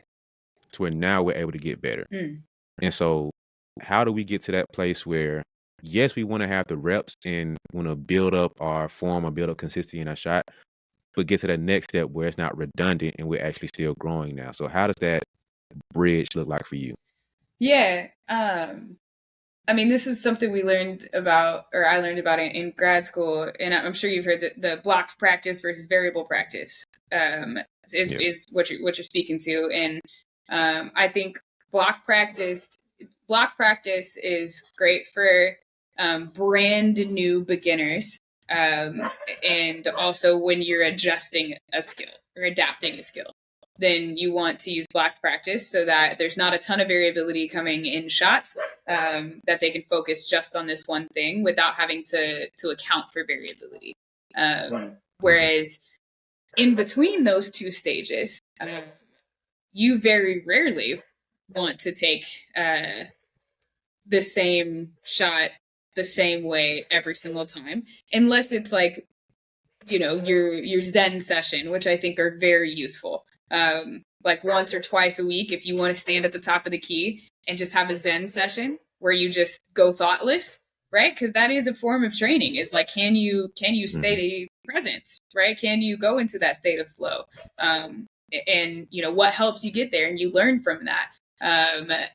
And outside of those times that I think are very useful, then adding variability into reps has been shown to lead to higher performances, right? If we take two groups and compare them, then across all skills, right, adding variability to the task helps them perform higher on a post study test or a post practice test. And so, how do you balance that? Is another like sports psych word is desirable difficulty. Is, can you as the coach understand this task is too easy, that they're making too many shots? So how do you add just a wrinkle in there to make sure they stop making so many damn shots? Like, I've done that. There's a 12-year-old named Zoe that I worked with one time, and I'm like, I was giving her like pro level, I mean, like that's hard shot series to do, like stuff that some of my pros struggled through. And she was just, oh my God, just killing him. And so I told Zoe, I was like, all right, now you're going to do the exact same thing, but every other shot I need you to take off the backboard. You have to use the glass every other shot. And she was like, okay. And now her handle started getting a little looser. She missed the move a couple times, and didn't quite hit every single one. I'm like, you're making too many shots. So it's up to me to make sure it's challenging enough to create just a few misses, a few harder things, and not too hard in the other direction where now they're discouraged. So it's finding that Goldilocks place of training. Hey, hold on. Time out real quick. We're going to get back to the episode. I know you're enjoying it. I know you're enjoying the show. But I need you to help me real quick and to make sure that this episode can grow, make sure this podcast, the show can grow overall, and you can keep getting great guests like this. Make sure that you subscribe and follow along. So if you watch right now on YouTube, help me out by hitting the subscribe button. Go ahead and do it real quick. If you're listening in your car, chill out for a second. If you're on Apple or on Spotify, just like when you get a moment, hit the follow button, but not right now while you're driving. If you're working out or something, or you're chilling in your room, then go ahead and subscribe with me. Like, help me help you, okay? But thank you for watching. I really appreciate you. I'm gonna stop interrupting so you get back to the episode. Thank you. Yeah, I forgot where I heard it from, but it's called the zone of proximal development. Yep, that's the Goldilocks. And I think that's the spot to where it's this visual. Somebody posted this illustrations of visual I saw on Instagram. And it was like this 3 different rings or like circles that you go into. It's like comfort zone. And I can't remember what the second one was. But it's like right outside your comfort zone. It's like uncomfortable basically. And the zone of proximal development is basically saying you don't want to stretch too far outside your comfort zone to where you basically lose all confidence. You don't feel like you can do it. But you want to go far enough to where you're uncomfortable and you're stretching yourself to where you can grow. And I think that's kind of what you're speaking to, where you don't want to sit here and do block practice all day because that's your comfort zone. That's what you can do. You already know that you can do that. You want to make some variable practice. I couldn't think of those words for nothing when I was talking about it earlier, but we're on the same page. But yeah, you want to stick in that pocket to where like I said, Goldilocks made this, where you're a little uncomfortable, where you're challenging yourself, but not too uncomfortable where I can't do it, so just forget it. I'm gonna go back to what I was doing before. And it's difficult to find a spot because you want to push players, but you don't want to go too far to where, man, forget you, coach, forget this session, forget this skill. I'll just do without it.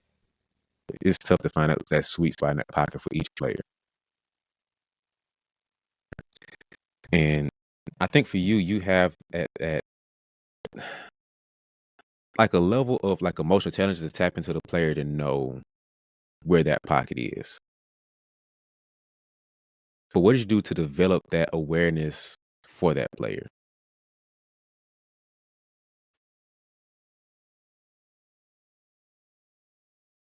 I've studied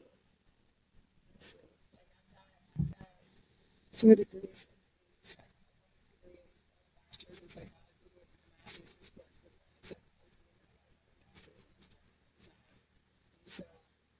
A lot of it's strategy. A lot of it's knowing when to give feedback.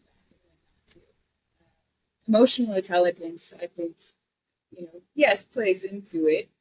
But my emotional intelligence came from what I learned, you know, in how people behave, in behavioral psychology, in understanding that, Mm. um, what drives people. The psychology of happiness is something I studied at length in grad school. And so learning those sorts of things, um, giving the illusion of choice to your players.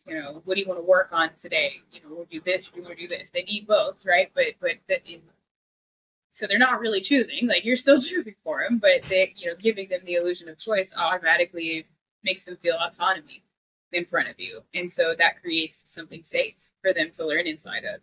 Taking extreme ownership of reps, of misses, saying like this is on me, like those sorts of things, weaving them into the way that you present as a coach, or how I learned to weave them in, just really came from studying people, like understanding what drives them people, and then from there obviously individuals have their little wrinkles to them, and you adjust accordingly. But I think once you understand the base of what how you can help shape behavior, how you can help shape minds.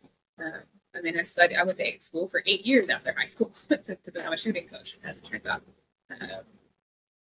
But that's how I weave the emotional intelligence pieces into what I do. Is I don't actually teach shooting, right? Like, shooting is just medium to what I do. Mm. Mm. I like that. That's creative. Uh, I do want to go back to like one more thing of your brand, I guess I could say. Yeah.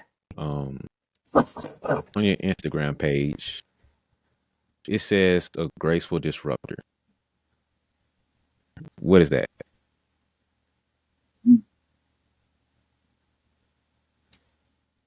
I think it's I think it's wrapped into two different things. One is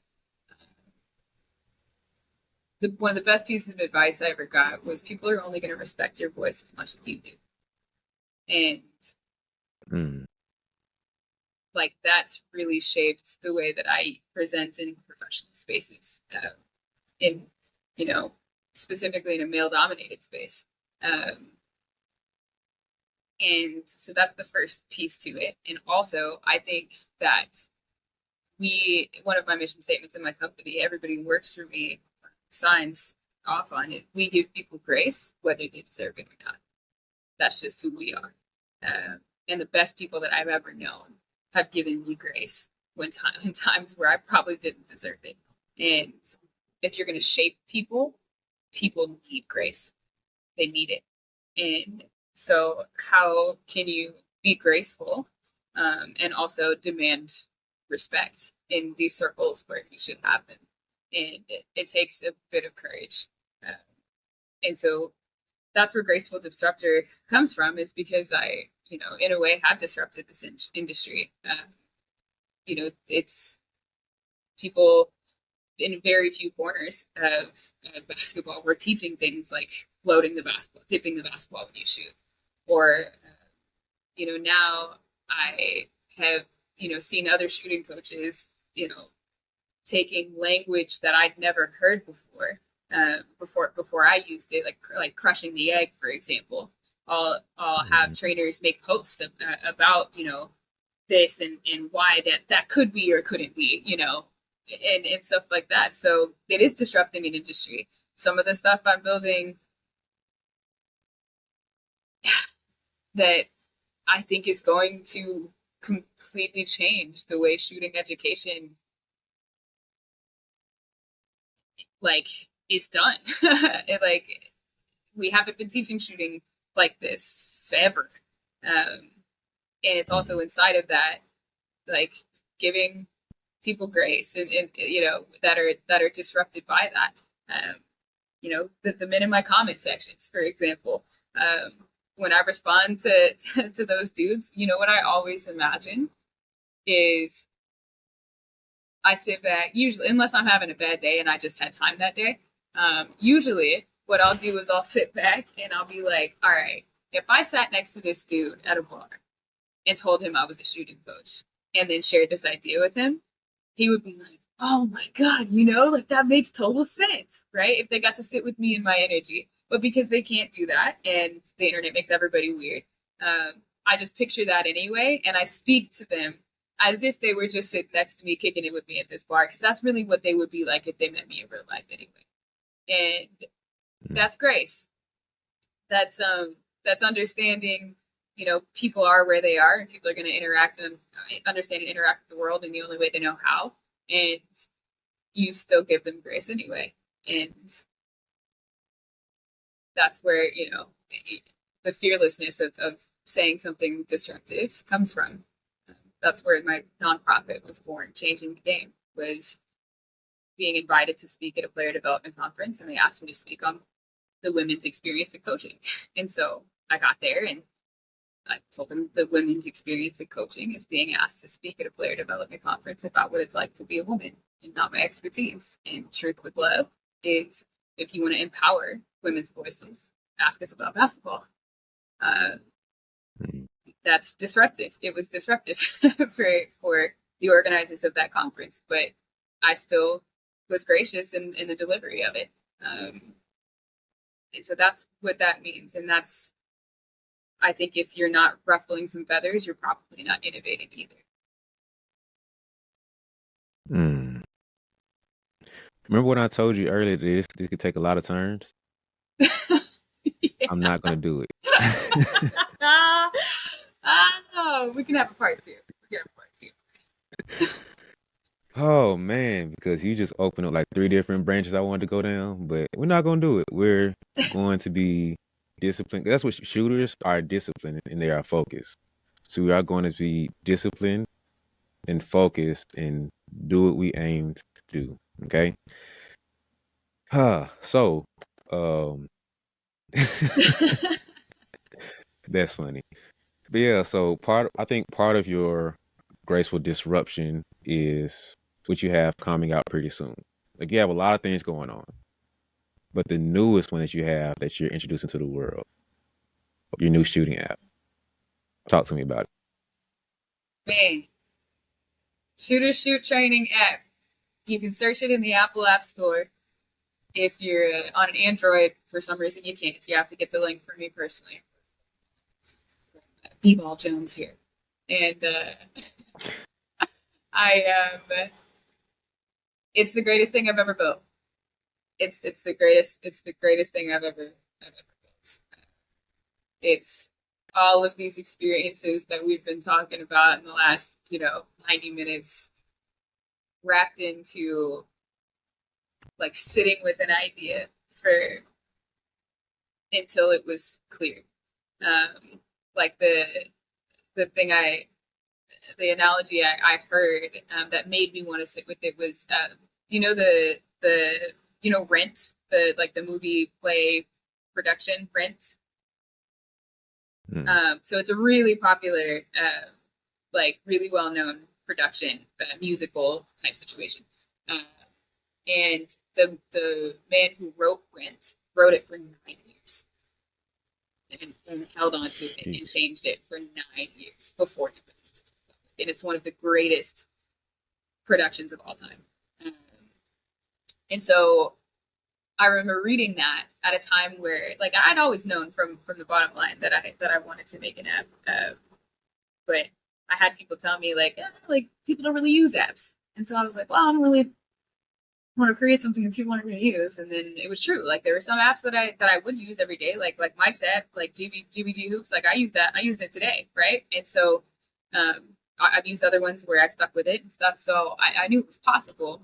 Um, but I took everything, my whole background, my lived experiences, my like dedication to studying this from a scientific standpoint, from data backed, research backed things, from doing the studies myself, from partnering with biomechanists and understanding the motion capture, like the changing of the angles of the joints and what that could mean, learning about biomechanics and anatomy, and I took the time to really develop what I think is going to be what anybody who wants to learn how to shoot is going to use to do so in the future. And I put it on somebody's phone at a very very like below market price, because another part of my mission statements is people over profits. I grew up in a triple wide outside with a cul-de-sac and a hoop outside. And like, if I would have had something like this, like my parents could have afforded $30 a month as to somebody to teach me how to shoot for real if I really wanted to do this. And they couldn't have afforded $50 a month. They just couldn't have. But they could have afforded 30. And so that's what I created. Is it's launching in 9 days. Launching in 9 days. And I think it's really gonna flip things over. Like, I was scared at first, like 10 days ago, I was like, man, what if nobody buys it? Like, what if nobody likes it? What if I just spent the last 3 years of my life doing this, filming it, refilming it, resetting it up, all of that? You know, I think that's natural in the course when you're creating something. But there's nothing. It's the only thing on the market that's anything like it. Like, there's. I mean, I'd love to hear. I mean, you got to click through it earlier. I'd love to hear, you know, your thoughts on it. But me coming from a very ambitious and a very whole place of what teaching somebody how to shoot can do for them, for their confidence. Even if it's just a dude in his 40s trying to make more shots at the rec. Like, shooting is the grand equalizer in basketball. And how can we give this to people in a way that's going to shape them to like believe they can go through hard things, and if they just keep going with it, that they're going to figure it out in the end, because you only have to do it once. Mastery is T-shaped. If you can get mastery in something one time, then like you can figure it out anywhere else in your life. And so this is what the app is created for. And it's using physics, you know, for the science of shooting, deliberate practice in the science of teaching and learning mastery, variability in reps, right, mixed with a healthy amount of blocks practice, and then the psychology of happiness tied into it too. It's everything I've ever done, all put into a plan to teach people how to become better shooters, how to understand their shot so they can improve on it. Are you a big rap fan? Yeah. So when I hear rappers talk about their first album, it's how you're talking about your album. It's like, man, it took me, you know how they go through an interview tour and they're like, it's how long it take you to come up with your first album? And it's like, man, say that 28 years old. It took me 28 years to write this first album. And all of them kind of say the same. It is my life experiences that I've did up to this point, and I just put it all into this album. That's a really good way to put it. Like you said, it's a level of like relief because, I finally got it mixed and mastered. I got it to where it's about to publish. It's coming out on this day, and I'm here. And a lot of them say the same things. Like, I have a level of anxiousness around it, and I get nervous. Man, it could flop. I could be, you know, everybody from the hometown look at me crazy because I only sold 2 albums and that's all I did. But most of them say, like, at the same time, I did it when most people wouldn't have done it. And you can't do this, man. You can't rap. You can't do. Everybody wants to be a rapper. Everything they did, everything they hear from the naysayers and the negativity that comes from it. But I'm here. And J. Cole said it about Forest Hills Drive. I was like, just gonna say, J. Cole, like the ending. Are you talking about the last track where he's just like 12 minutes, like going up, thinking like, like we did it, man. That's real. And that's what I'm getting from you. You like you. This is your Forest Hills Drive. It's like, man. Oh my god! I did it. I don't care if this is my Forest Hills flops, Drive.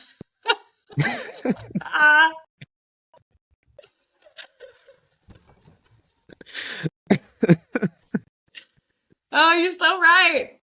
You're so right.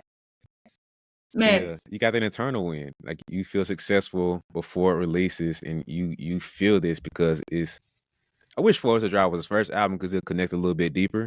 But you get what I'm saying. I do. Yeah, a lot of rappers put everything into their first album. So it's like, man, I succeeded before the release date. I succeeded before anybody purchased. If nobody purchased, you feel like you won already. And from hearing you talk about it, the stuff you posted about it so far, that's where you're coming from with this. Like, man, I did it. Like, mama said I couldn't. I'm not saying your mom said. Mom said I couldn't do it. Daddy said I couldn't do it. everybody that I talked to business-wise said app's a bad idea. I didn't have anybody believe me but me at first. Then I got the team. Then I got this. Then I got that. And the way you're talking about it, that's what reminds me of like a rapper saying, "Man, I've done it." So flop or no flop, 2 sales, 2 million sales. I succeeded. So that's what it feels like hearing you talk about the app. Man, I wish I could just, resonate to you the honor I feel. but you say that for real. I'm really honored by that. I mean, I've never really likened it to like being an artist, but that's really what it is. Like, it's something I created from nothing, and from lots of somethings, and putting them all in order. So, wow, yes, that's a fantastic analogy, and that's exactly how I feel. Listen, I love great analogies. You're a big analogy guy, a BAG. It's going great. Yeah, because like I tell you, I don't think I'm that smart, and so I try to make things as simple as possible. And I don't think that people understand me that well, so I give analogies to make it as simple as possible. So a lot of stuff is gonna either be sports or music or whatever I feel like we can connect with. So if Smart people can't do analogies, but go off. I mean, stupid people. Stupid people can't give analogies. They're not smart people can't do analogies. So let me just, positive self-talk, sir. You're an intelligent human. But continue. You're right. Come on. Speaking of positive and affirmative, you're right. I correct myself. I got you. But yeah, I just try to make things very simple, and that's why I love analogies. Yeah. So it's a lot of music-based stuff, a lot of sports-based stuff, or whatever I feel like we can connect to. That was a fire analogy. You like cars, I like, okay, you like cars. Let me figure out something. I'm not a big car person. I don't know I'm gonna figure out something in the car realm that fits you. But that's what I do with my training. So, good. You like shoes? All right, cool. Yeah, I feel that. Whatever fits. I feel that. So, I like that. Yeah, so like a lot of my business ideas kind of go back to music. Like the idea I got with my podcast, I ain't speaking on it yet. But like the next idea I got with my podcast is gonna be like a music. I'll tell you off. Yeah. Tell me. Like, yeah, so it's kind of aligned with that. So, this ain't about me. It's about your app. So, but now going through the app, you have different sections for the day, and let's break down each of those because I think it's interesting how you title it and how you're going through it. So the first one is science. What does that mean for the app and for the shooting? Yeah, so each day is like a holistic learning experience. So it's not just like, here's your workout. It's like, I need you to understand shooting, understand your body, understand how to move before anything else, right? And so it's impossible to understand all of shooting in one little video. And so I break that up into little bite-sized pieces, 90 seconds or less. Here's the thing we're working on today. On day one, it's stacking your body. And so that's, and I order the days in as best I can what can help the masses based on what I see. Because not everybody's going to need stacking their body on day one, right? Maybe they need energy transfer on day one. But, when you're serving tens of thousands of people, as I'm hoping to do with this app, I mean, you have to start somewhere. And I put the bulk of like the meat and potatoes of what most people need to adjust in their shot, I put in the first 14 days so that they're going to see something in the first 2 weeks that's going to likely have like an aha moment for them. So that's the science piece of it, is making sure that we get down to the level of understanding. Because let me ask you this. Can you name another movement that feels like shooting a basketball?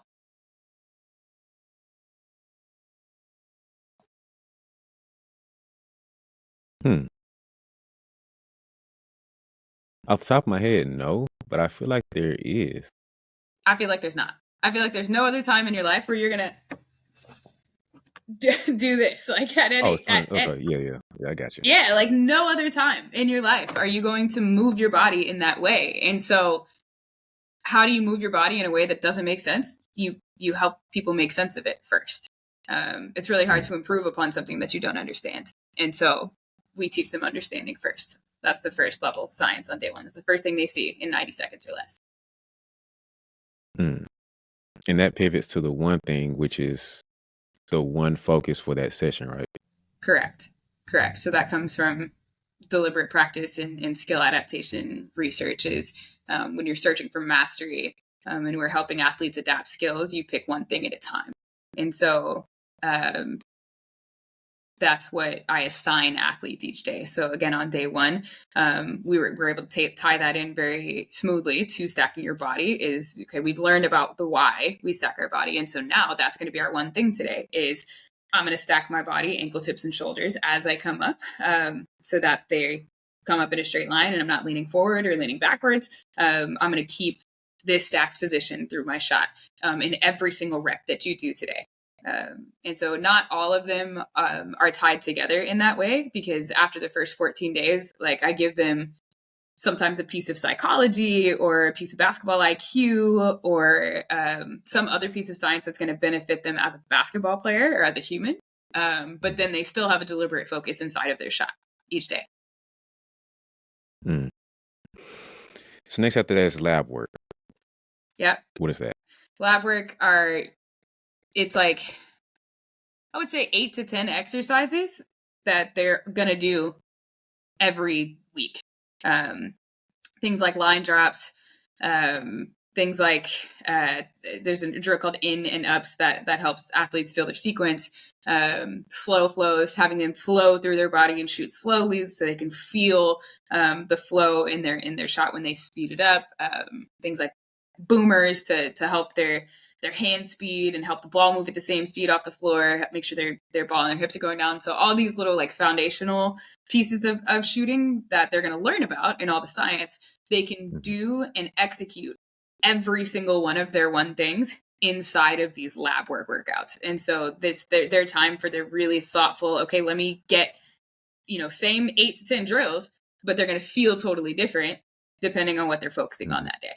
So now this is less like moving and getting into different types of variability in their shots. Now they're having that time, as we talked about earlier, when you're focusing on just one piece of your shot, block practice is good.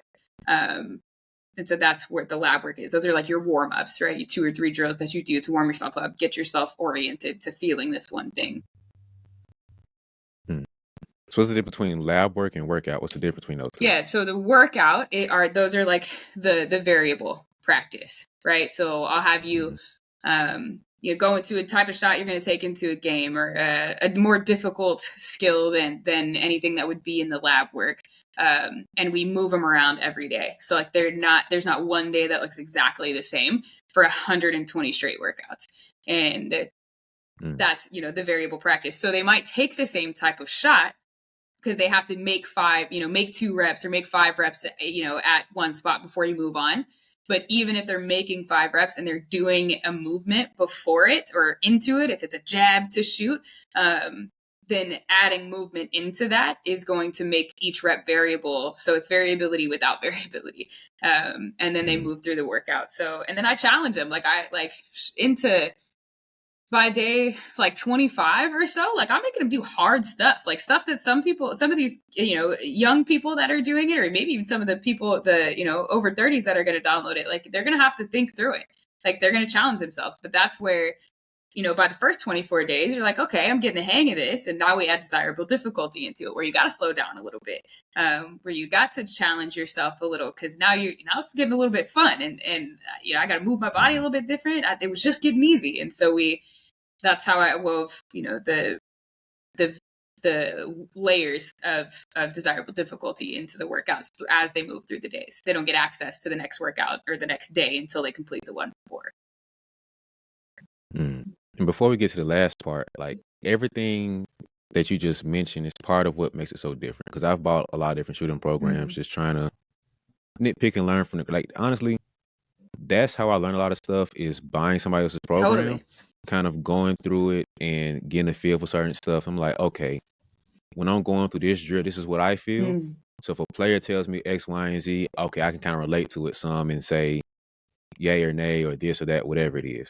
And I think the core thing that separates it alone is that a lot of trainers will do form shooting or some type of warm up that's kind of the usual. There's nothing wrong with it. It's just the usual thing of like do this type of form shooting, and it's like, all right, cool, but you completely skip over that, and it's like, hey, this is what we're doing today. We're locking in on this specific thing here, and we're going to train this specific thing, and then from there, we're going to like rep out the opportunity to get better at this, and we're going to actually train overall and get better at this. And so that alone is what makes it different from what I've seen. And I think going back to being a graceful disruptor, some people are going to be like, hold on, where's my form shooting? Where's my reps at? And where's this and where's that? It's a little bit awkward because they're not used to the abnormalness of what you're presenting. Yeah, and I think so the lab work like is form shooting. It's just form shooting in a way that involves their whole body instead.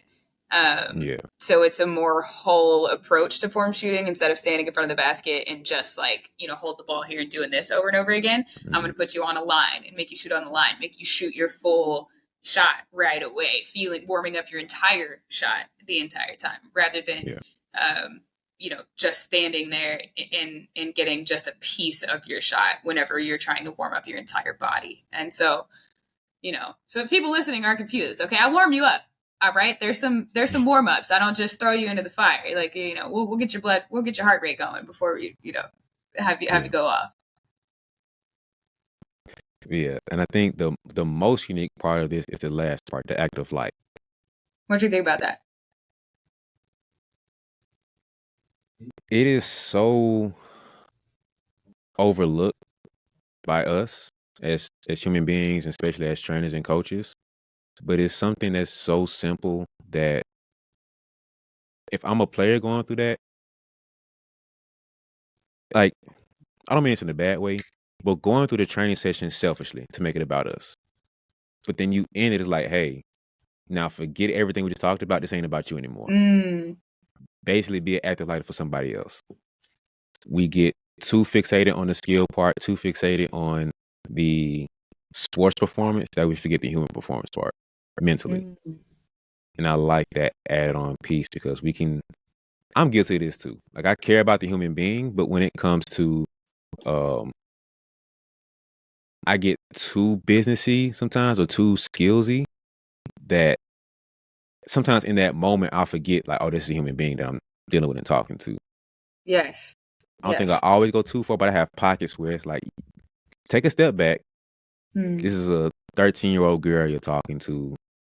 Think about it from that perspective. Like, what can you do to set her up so 43-year-old her can look back and be like, man, I appreciated working with Coach B back in the day because he cared about me as a human being. And I'm always mindful and cognizant of that, but I think sometimes I can still have room for improvement to do even more on the human side of things. So that's a reminder for me to be like, all right, let's develop their character as well as the skills of what they are too. Yeah, I mean, we kind of touched on it earlier, but like shooting is not actually basketball is not actually what our job is. We're teachers, and I think a good friend of mine, DB, he's he and I sat down and had this conversation too about like how it's really easy for us to forget that basketball is not our job. Like our basketball is just our medium, and it's our job to shape people. Like we become. I put something out on this not too long ago, but there's lots of coaches in the industry who focus really hard on becoming great technicians before they focus really hard on becoming great teachers. And our job is to teach. And so at the foundation of teaching, like if you're going to call yourself a teacher, then you're a teacher in everything that you do. Like you can't turn it off. You're a teacher. That's just who you are. And then it's your responsibility to become better at it because you've been given this gift that not everybody is given. And that's, where the act of light came from is how do I shape these young people as humans and not just as basketball players? How do I, with just a couple little videos, maybe just have an impact much greater than whether their jump shot goes in or not on this stupid orange ball, that connects us from all across the world, all across space. And I read this book Sean Acor was the author. It was called the Happiness Advantage, and he beautifully lays out all of this data. And I'm really data driven, so he beautifully lays out all of this data on how success isn't a driver of happiness. It's actually the opposite. Like meta-analysis of hundreds of thousands of participants and studies and all this that says happiness is actually a prerequisite to most success. You can have limited success by prioritizing productivity and the bottom line and boom, boom, boom, boom, boom. But the companies that prioritize their athletes or their employees' happiness and their own happiness over the bottom line, those companies tend to succeed in the long term. They don't always have spikes, like super extreme, make $1 million in the first year. But they have the slow burn upwards. And so, yeah, I prioritize my athletes' happiness. Like, happy shooters tend to make more shots. Like, wellness and performance is highly correlated. As wellness goes up, so does performance. And this is how I make people better shooters as well, is by prioritizing their happiness and working on that too. I have this not well thought out theory about emotional shooting, and I have to sit down and think about it more. But it kind of goes back to how shooters are very interesting to me because the ones who can shoot the best doubt themselves the most, and they don't feel like they can shoot as well as they do, and they're so hard on themselves about it. And it's like, yo, you have the green light, you can shoot. No, I just missed 2. Who cares? Shoot the next 5. They don't believe that they can shoot as well as they can because they're wired to be so disciplined and so fixated on the mechanics or so fixated on like certain things that they miss the forest for the trees or whatever, how the analogy goes. Yeah, I know what you mean. It's like, yo, stop focusing on these 2. It's 2 misses. It's literally 2, 1 and 2. The first 2 you missed. And we're in the first quarter. We're in the first half of the first quarter. You even broke a good sweat yet. Keep shooting the ball. And they get so wrapped up into that. If they could learn to be a little bit more calm and even keeled about their shot and not get so emotional, they would just be a better shooter, because what do shooters do? They shoot. They don't get too fixated on see, I brought it back full circle for you. They don't get too high. They don't get too low. Is this the name of the movie? Is this where they got the name of the movie?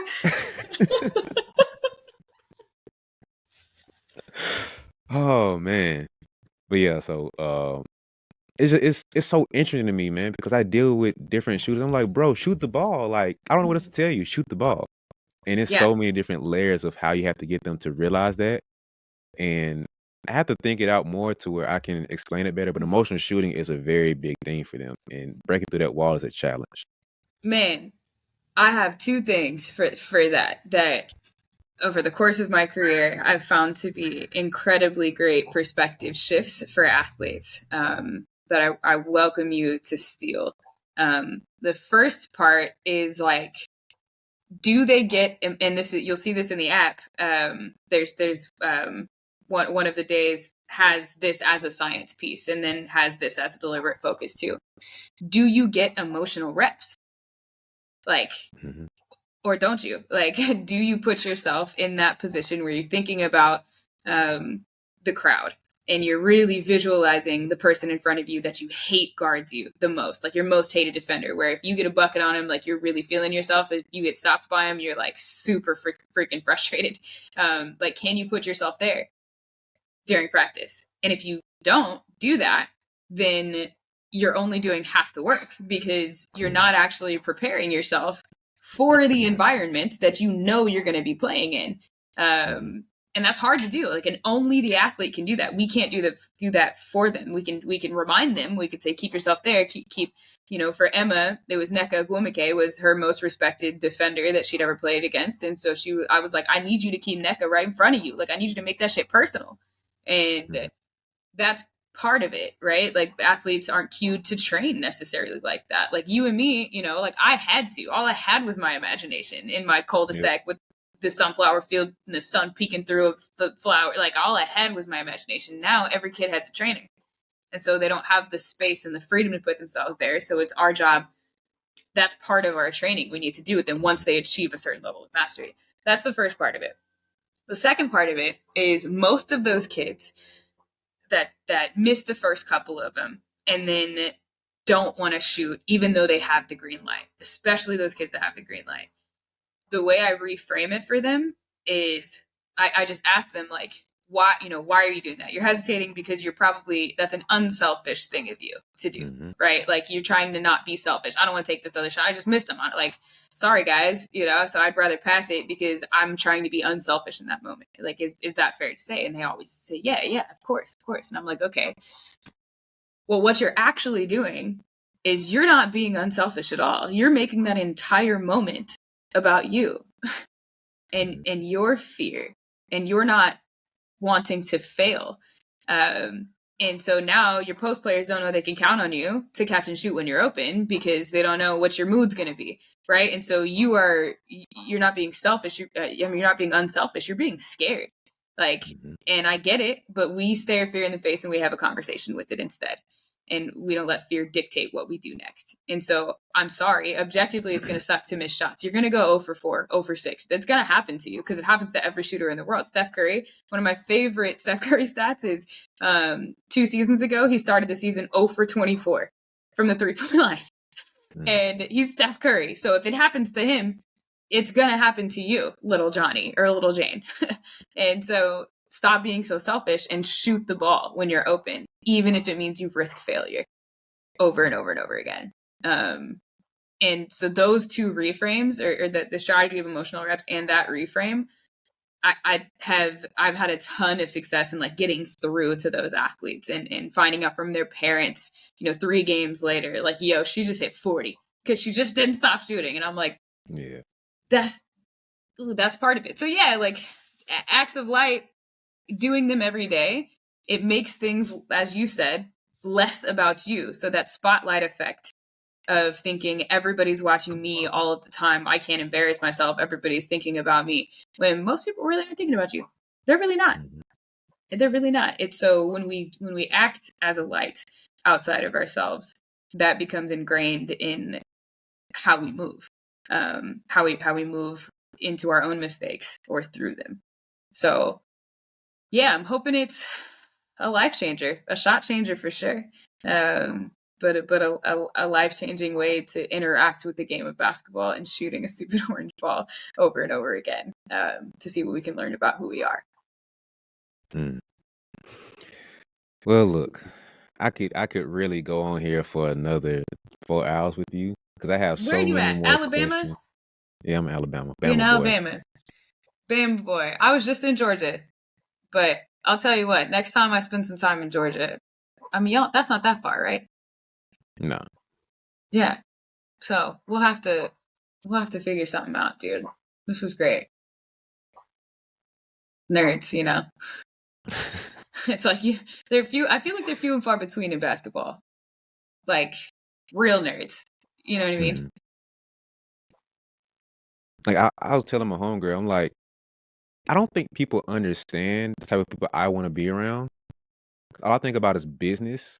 Well, basketball is business, but those two things, podcasting and like personal development, psychology type of stuff, that's really all I think about, like 24/7. So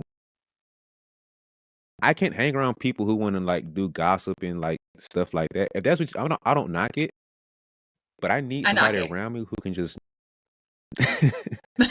Oh no, I absolutely knock it. Why are y'all like y'all got nothing good to say about anybody? I like it because I know to stay away from you. That's what I use. That's my litmus test. It's like, oh, cool. I see where your head's at. And what you're probably going to be saying about me. Low-key.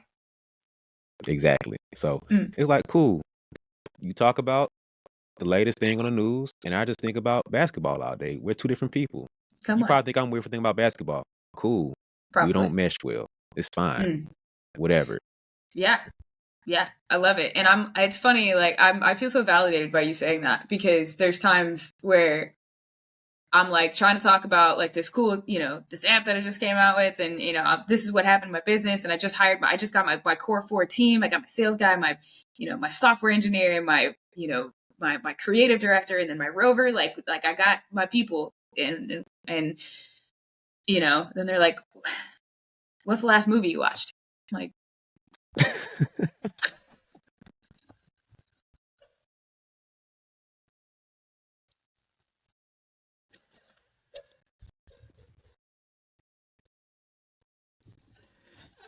"No, I don't know. Oh, I the the one about the James Webb Space Telescope actually is the last I watched. oh Have you man. seen that? Like, No. honest, dude. I don't know if you're into space like that. I'm really into space, but it's it was like the greatest, the greatest scientific achievement of like the our generation, generational. Like they sent a giant, the biggest telescope that they've ever put into space. They made the biggest one, and then they flew it 1,000,000 miles towards where they think the Big Bang happened, Mm, into the out of the whatever, into space. And then it had to mechanically, they had to mechanically from the Earth open it up so that it could mm, reflect light only to that dark area where they had no idea what they were going to find.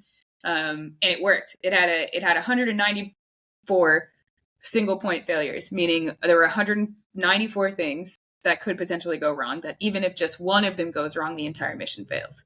They had mm, 194. The most dangerous mission before was one of the Apollos, and it had like 24 single point failures. And so the James Webb Space Telescope had 194. And so it was an impossible project. And they sent it up into space and it worked. And so I don't know if you've noticed that in the last year, like on Instagram or whatever, now we're seeing some of these pictures of space that look like otherworldly. They look crazy, like way more detailed than we've ever seen. And those are real images of things we've mm, never seen before. So our understanding of like the galaxy and how it was, or the universe and how it was formed is like they're just learning things that they had never even seen, never even understood before. So that's the last movie mm. I watched. Not that you asked, but that was a pretty good one. James Webb No, Space that is Telescope. You interesting. guys check it out.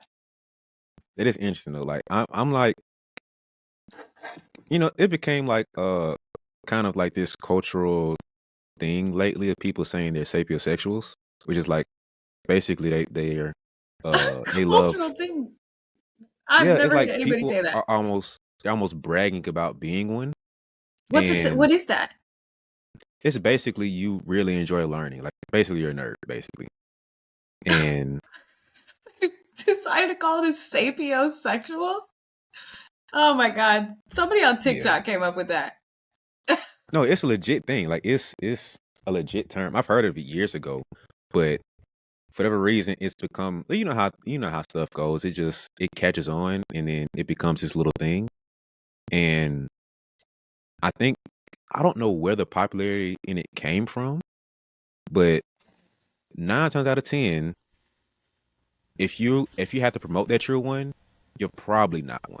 It's like, and then you can tell who people really are nerds. Not to use that word before, but like the random thing you told me about the telescope, I was like, no, I haven't seen it, but now I'm like, I'm intrigued by it now. Like I know a lot of random I'm so things. serious.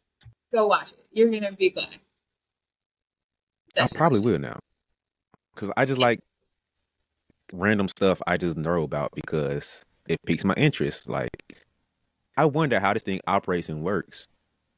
And then I get too interested and I end up Googling it and figuring out how it works. And I go down a whole rabbit hole of like what this word means and where this came from. And like, oh, okay, cool. And now I know it. I have no interest in actually doing anything with this information, but I just know it now. Bro, it would be excellent trivia practice. I Depends on bet. what it is. I bet. Well, it sounds like it could be just about anything. Between the two of us, I bet we could mess with trivia up. Oh man, if it's like certain pop culture stuff, No, I'm terrible. not But that kind of trivia. I guess that is a popular trivia. like just random things like Yeah, just like, why do you know I don't that? know. Actually, I don't know how I know that or why it's taking up space in my brain. But It's there.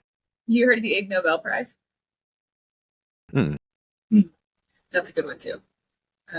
It's they give out it's like the upside down of Nobel prizes of uh, scientific discoveries that first make you laugh and then make you think. So they gave an Ig Nobel Prize for somebody who did a study on the liquidity of cats, like why cats can fit into any shape. Or there was one guy who made a bra that doubled as a gas mask. So you're like, so that's they have a whole like award ceremony where scientists just act silly and say, "Look at this." So one doctor cracked his left knuckles for 50 years because his mom told him one time that if he cracked his knuckles, he was going to get arthritis. And so he became a doctor, and he cracked his knuckles for 50 years, and then studied, his hands throughout the time, and found that there was no difference between any of his hands. So they gave him that. That's what I call petty. That's That has got to be the pinnacle of petty. Take that, like mom. I don't think anybody can top that. Like 50 years is 50 crazy. That is years. wild. Oh, but now we know. Now we know. Thanks to his pettiness, we now know that that is just a myth. So, There's a purpose for that. mm, all right. Beautiful.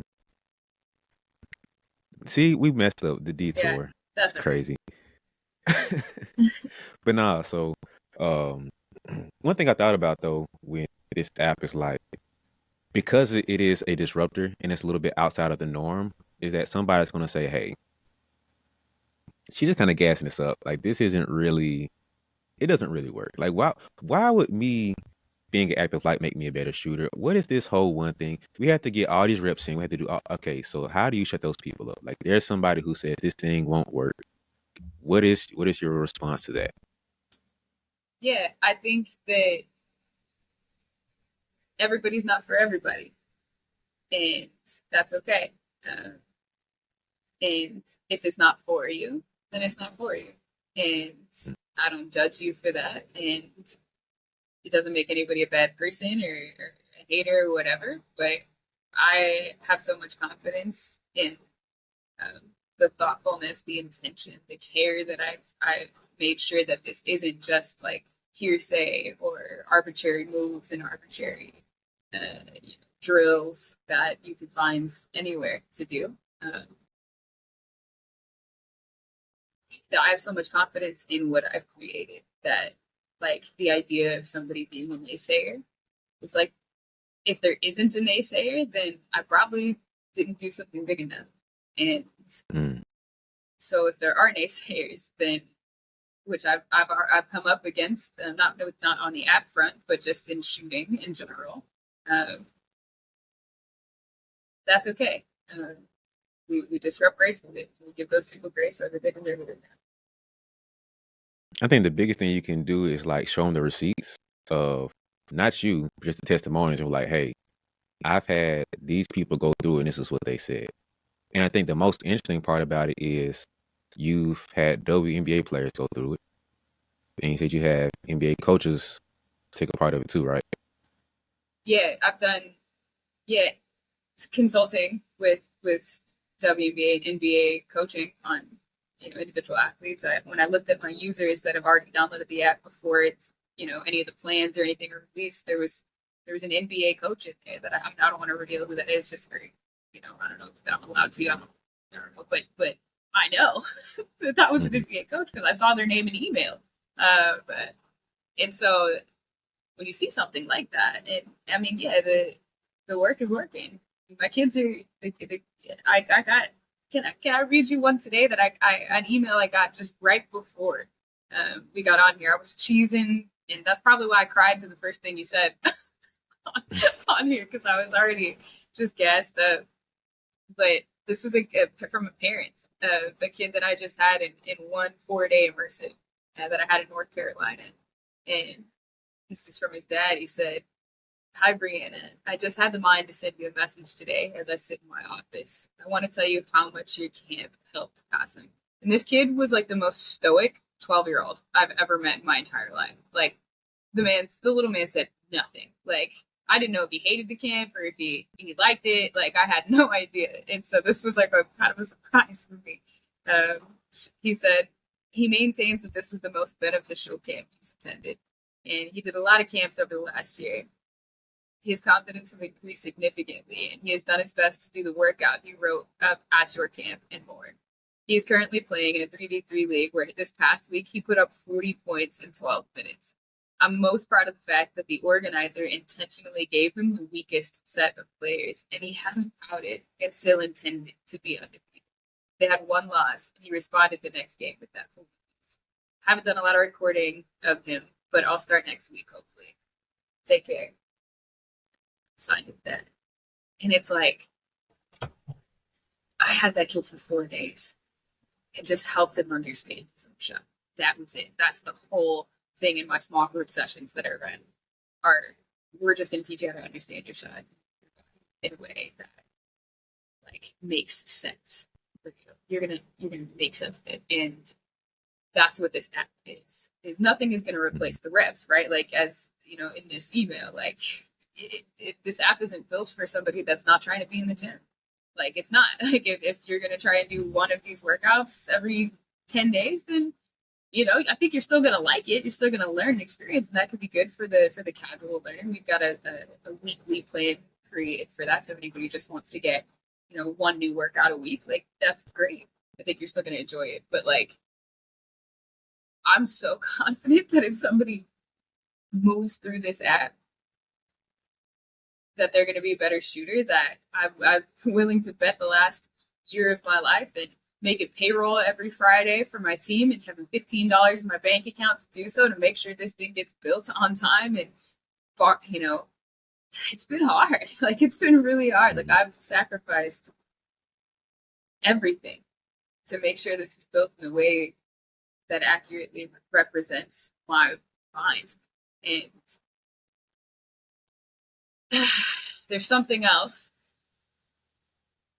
that nobody knows about that I haven't marketed that's almost done.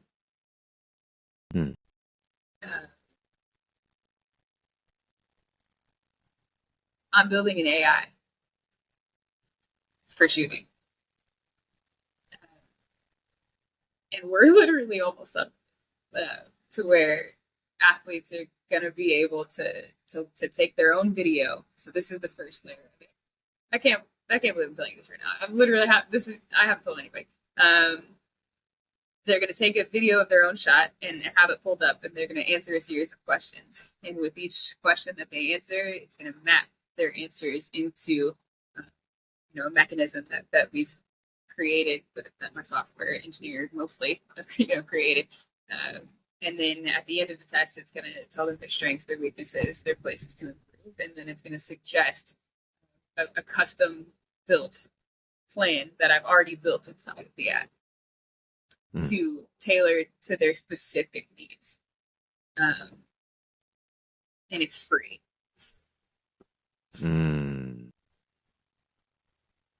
Put your email in, get access to the test, and you have 7 days to complete this 5 workout plan. If it works for you, if you want to stay on, you want to get Casey a 365 plan and continue learning about your shot this way, you can. If you don't want to, no big deal. At least you have something tangible that can treat you and improve you, even if you don't have the beats right now. Because it costs me like 3 fractions of a penny, like 3/100ths of a penny for one person to run a test. And we've been out here working. And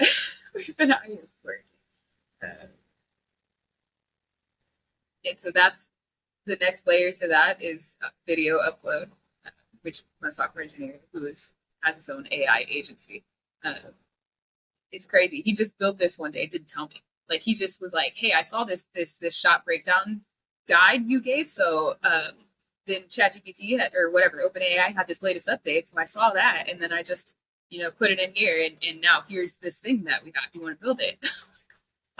Mm. They called me on a Wednesday. I was like, what are you serious right now? And so, yeah, we started building it, and we're hoping to launch it in January. And it's industry leading. Like, that shit's crazy. Like, am I in tech now? Am I in tech now? Is that what's happening? Am I a tech lady? Man, there's just, yeah, it's boundless.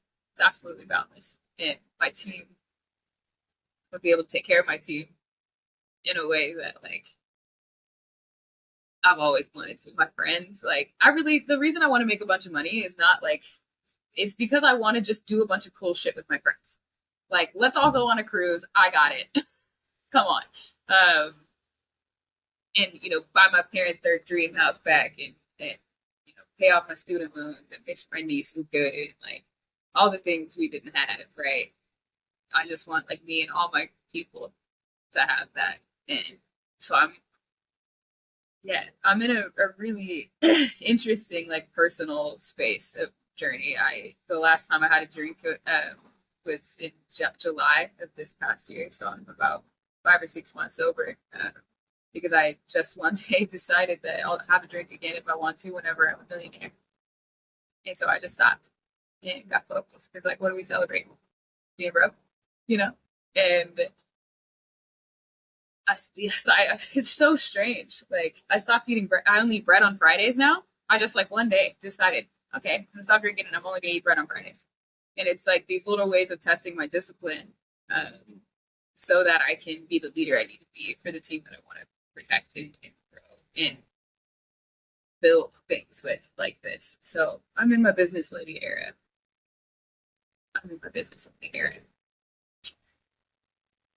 It's unbelievable. I can't believe I told you that.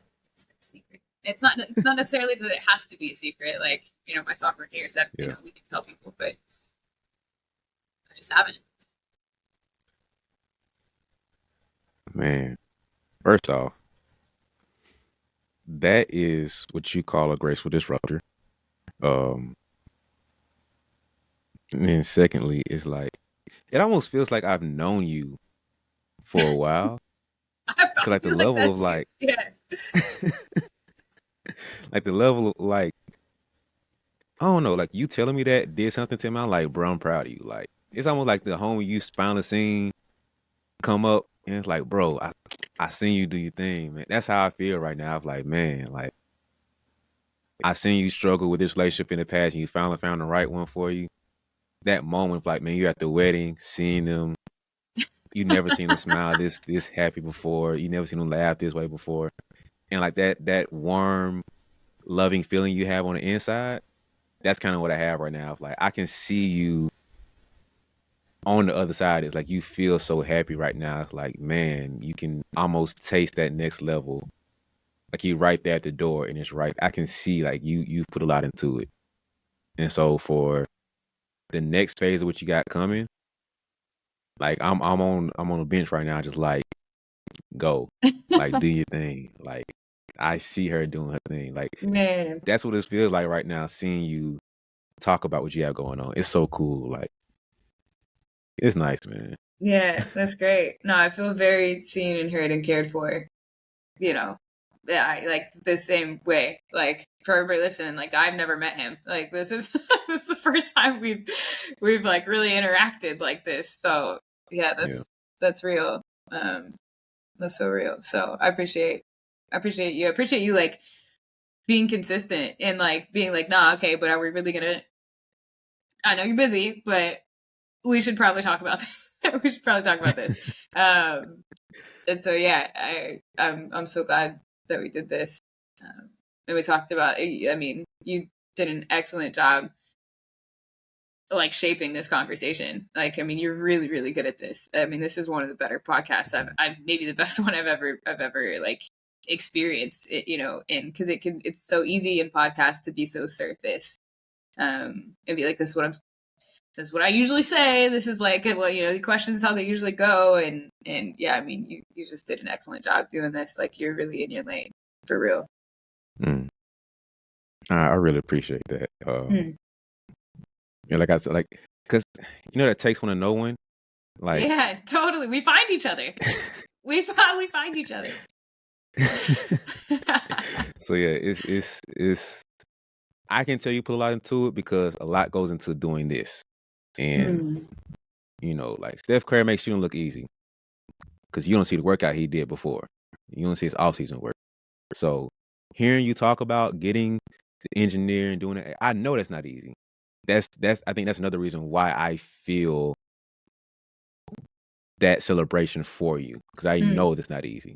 Like I know the work. I thought about putting out my own shooting program, and it's like the level of thought you have to do to like just on the basketball side to get it done and make sure it flows and make sure you want to scale it from beginner to pro and all the stuff that goes into it on that end. And then structuring in a business sense. Do you want to do an app? Do you want to do a PDF? Do you want to do this? Do you want to do that? Do you want to do video series and like all the stuff that goes into it? I understand the pain. I understand the struggle. That's part of why I haven't done it because it's a lot that goes into it. Bro, it's a lot. I mean, and it's 1,400 pieces of content that we've had to create and then recreate and then recreate and then fix the cat. I mean, like I said, my team is just insane. Like they are just doers like me, and they've done it. They've had my back, like, and because there's been times in the last 6 months where like I I didn't have it, and I had to like just tell them like, y'all know I got you, but I don't have it today for you, and I'm so sorry. Like I need you to take this week off, and I got you, and I'm gonna figure this out, and I'm so sorry. And every single one of them look at me and just understand me and my heart, and like they're like, stop it, like it's okay, look, it's fine. You got us. We'll take the week. I'll take a vacation, and we'll get back on this next week. And so the grace they've carried for me through all of this, like I couldn't have done it without them. I mean, and so being able to feel the momentum of this, so that I can really take care of them, so they don't have to worry about anything because they had me. I mean, that's the part I'm most excited about. Like, forget that. Like, I'll eat ramen noodles and eggs. Like, I've done it. I've done it for most of my career as a business owner. And I'm not afraid to go back there to make sure my team is good. And so the potential for this, throwing an AI in there this year too, like what that's going to bring and open up as far as sponsors and funding and what I mean, like Mark is my engineer. He's been doubted his whole career, which is something that is just bananas to me because he's like this. He's one of the smartest guys I've ever met. Tina and Jane. I mean, I could go on and on about all of them, but yeah, it's going to be as a caretaker, like just by nature, there's nothing that is more fulfilling than being able to take care of the people like that you want to take care of, and to be received in that way is really special. And so wrapping that all up into being able to impact people in this way at this kind of scale is, I mean, it's unfathomable. Like for me, like I it's hard to wrap my head around it, but I know that it's big, and we're here. It's 9 days away. We're here. It's happening. Yeah. So I know the people are kind of like, all right, y'all keep talking about the app, but like, where can I get it? So I'm gonna have the link for them below. Man, it's a lot we've covered, a lot that we touched on. It's crazy. This is probably my longest one. I know I've did one or two that's been about 2 hours. So yeah, this is my longest one. Yeah. A long I've drive enjoyed this one. Yeah, it's been great. Like I said, we find each other. It's like one of those moments where it's like, oh, okay, like easy. Yeah. It's been fun. Anything else you want to say to the people, whether it's about the app, about you, about business, about shooting, about life? Any final message you want to have for anybody out there? Um, just the willingness to sit with an idea is something I've really been resonating with. The willingness to know that something is there, but it's just not there yet. Like everybody's felt that at one point, and giving yourself time to think on that and trusting it's going to present itself if you continue to sit with it. Like that's where that's where epiphanies come from. And so if you have an idea and it's not fully formed, but you know there's something big there, like sit with it, write it down, trust that it's going to form when it needs to form, and like don't brush it away. Because I'm just a teacher. Like that's all like I am, and I'm just a teacher who was willing to sit with an idea for long enough to maybe flip an entire culture of the way people learn to shoot a basketball. Not so random, but that's what I would say is all of this came from being able to sit with something that was supposed to exist anyway, just couldn't Mm. yet. Mm. Well, this has been one of the personal favorites of mine Mm. because I'm genuinely a fan of yours. Like, it's not too many trainers that I actually sit down and look at, and I'm like there's trainers that I respect and I like, and I think they're amazing, like top tier trainers. Like they're goated at what they do. But then there's another section that I feel like I could personally get along with. And I Mm. don't mean to put me on some pedestal or nothing, No, but no, no. everybody has that feeling of like I can get along with these people. Yeah, of course. And you're one of the few that I saw, and I'm like, I feel like we could work together, we could be Mm. homies, we could work. And that's the thing that drew me to you probably the most is that yes, you're knowledgeable about shooting. Like there's a lot of shooting coaches out there. Shout out to them. They're incredible about what they Mm-hmm. do. And so I've learned from a lot of them. They're amazing. I'm not saying better or worse. Right. It's Of just course. different from what I receive compared to you. Mm. And I'm like, okay. First off, the keep it on the basketball side because that's initially what drew me to you. Like, oh, she's dope at teaching this stuff. Like, Mm. she's amazing with it. Something unique. I've never heard this stuff before. Mm. That's a check mark for me. I like uniqueness. All right, Yeah, cool. of course. Then I follow along. It's like, oh, she seems like super cool. Like another check mark. And then it's like this. There's like this meshing point of where you like it's genuine.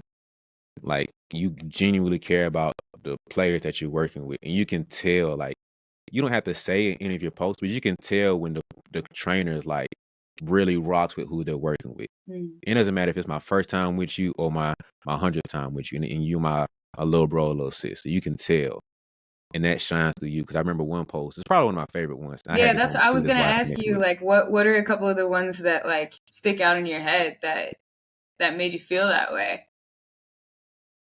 So the one that because I did this too in a session where um you had it was like in a gray or white gym, and Mm. the Mm. guy was shooting in the corner, and he was just bricking. You came over like, oh, talked about my bad.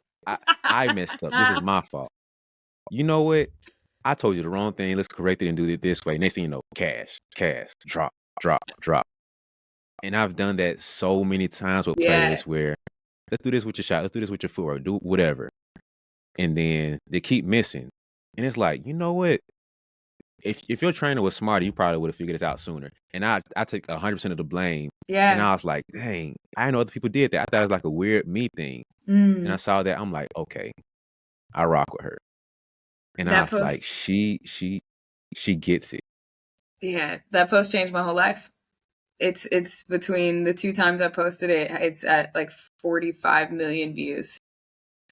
Steph Curry followed me She, after I posted that. Um, that one moment that I happened to get on camera. I filmed the whole session, like that's how I knew he missed for 50 minutes straight. And that one post changed my whole life. mm, I went from having 2,000 people following me to 98,000 people following me in 2 weeks.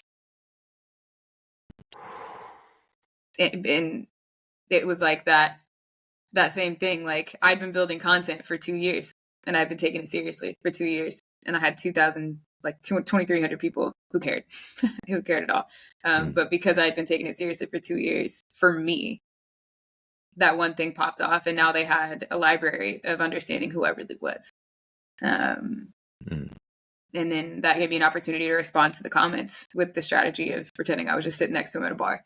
And that let people see who I was really in the way I responded. And that's what made people stick around. So that's cool. And so you said that one in the gray gym, that was in Sweden. And then you were going to say a different one. Now, it's another one that you had recently that I told you about that. I was like, man, I appreciate this one because this helped my player out. The one you said about we being talked about selfish. it kind of today. Yeah, earlier. Okay, yeah. Yeah. So that's the most recent one. I was like, thank you. Because I said something and it clicked for her. And it's like, and you said she went off, right? Like, yeah. She went off and she went, I think 5 for 11 that next game. Come on. So. Yeah. 11's a lot of shots. To be fair, I know. But that's the thing, though. Like, that team shoots a lot. And she was getting frustrated, like we talked about earlier, because she puts in the most work of everybody on the team, but she's not seeing the results. And I'm like, you're not seeing the results because you're not even putting the effort towards seeing it. And she just couldn't get past that, her own mental hurdle of like, I don't want to miss because I don't want to make mistakes. And you know how that whole rabbit hole goes. Yeah, of course. And I've did my little analogies. And I feel like I unlocked one gate and it made sense. But then I unlocked the second gate when I sent her your post. And the floodgates went open after that. And she went 5 for 11. Let's go. Yeah. So part of me was like a little jealous because I'm like, hold on, bro. Like, I'm here. I said the similar thing. Like, what? Like, bro, what is this? I felt a little bit of, I get it. No, I feel it. I get it. I mean, I think if we didn't have a little bit of like a teeny sliver of ego involved, it would be really hard to be great. I think managing the ego is like where the skill is, but like you have to have a little bit like that. Like, damn, like I said the same thing. I just said that. Yeah. Yeah, that's how I felt. But overall, I felt like that's like my little sis. So I was super proud of her overall, and like I'd much rather have the outcome, and I don't get 100% credit than she does half of what she could do now, and I'll take the credit for that. 100%. So I'd rather have her go 5 for 11 and go crazy than to be stuck at 0 for 2, 1 for 3 type of games because she didn't unlock that next gate. Yeah. So that's why I had to show you love. It's like, yo, what you did was amazing. That's beautiful. And I appreciate that because you've helped me be a better trainer by making her shine. Man. So thank you. I got to give you your flowers on that because you're amazing at what you do. It's just two teachers connecting to help their student. Beautiful. Beautiful. Thank you, man. It's been great. All right. We got to get out of here. Like, seriously. This is... Yeah. Well, I've enjoyed this. I'm excited to see how you grow and see how I can help, how we can help each other on the way up. Networking across is what I'm in the chapter of doing. So yeah, I'm sure we'll. And I like Alabama. I like Southern people in general. You know, like just Southern hospitality is a little bit different. Southern comfort is got a little bit different feel to it. Not that I don't like the East Coast or the West Coast, but you know. There's something about being from the South and understanding like the different, just the comfort there, Southern comfort. So yeah, we'll put something together for sure. Thank you so much for having me. This was great. And I appreciate you coming on here, taking time out to do it with me. Like I said, I'm a fan, so this is a different level of appreciation. So, but I wish you great success on the app, and you know we're gonna do something moving forward. Yeah, so we'll figure it out. It's gonna be the last time they're gonna see you. Yeah. It's gonna be something that we do together again. So yeah, we'll figure it out. But thank you guys for watching. Thank you guys for listening. See you on the next one.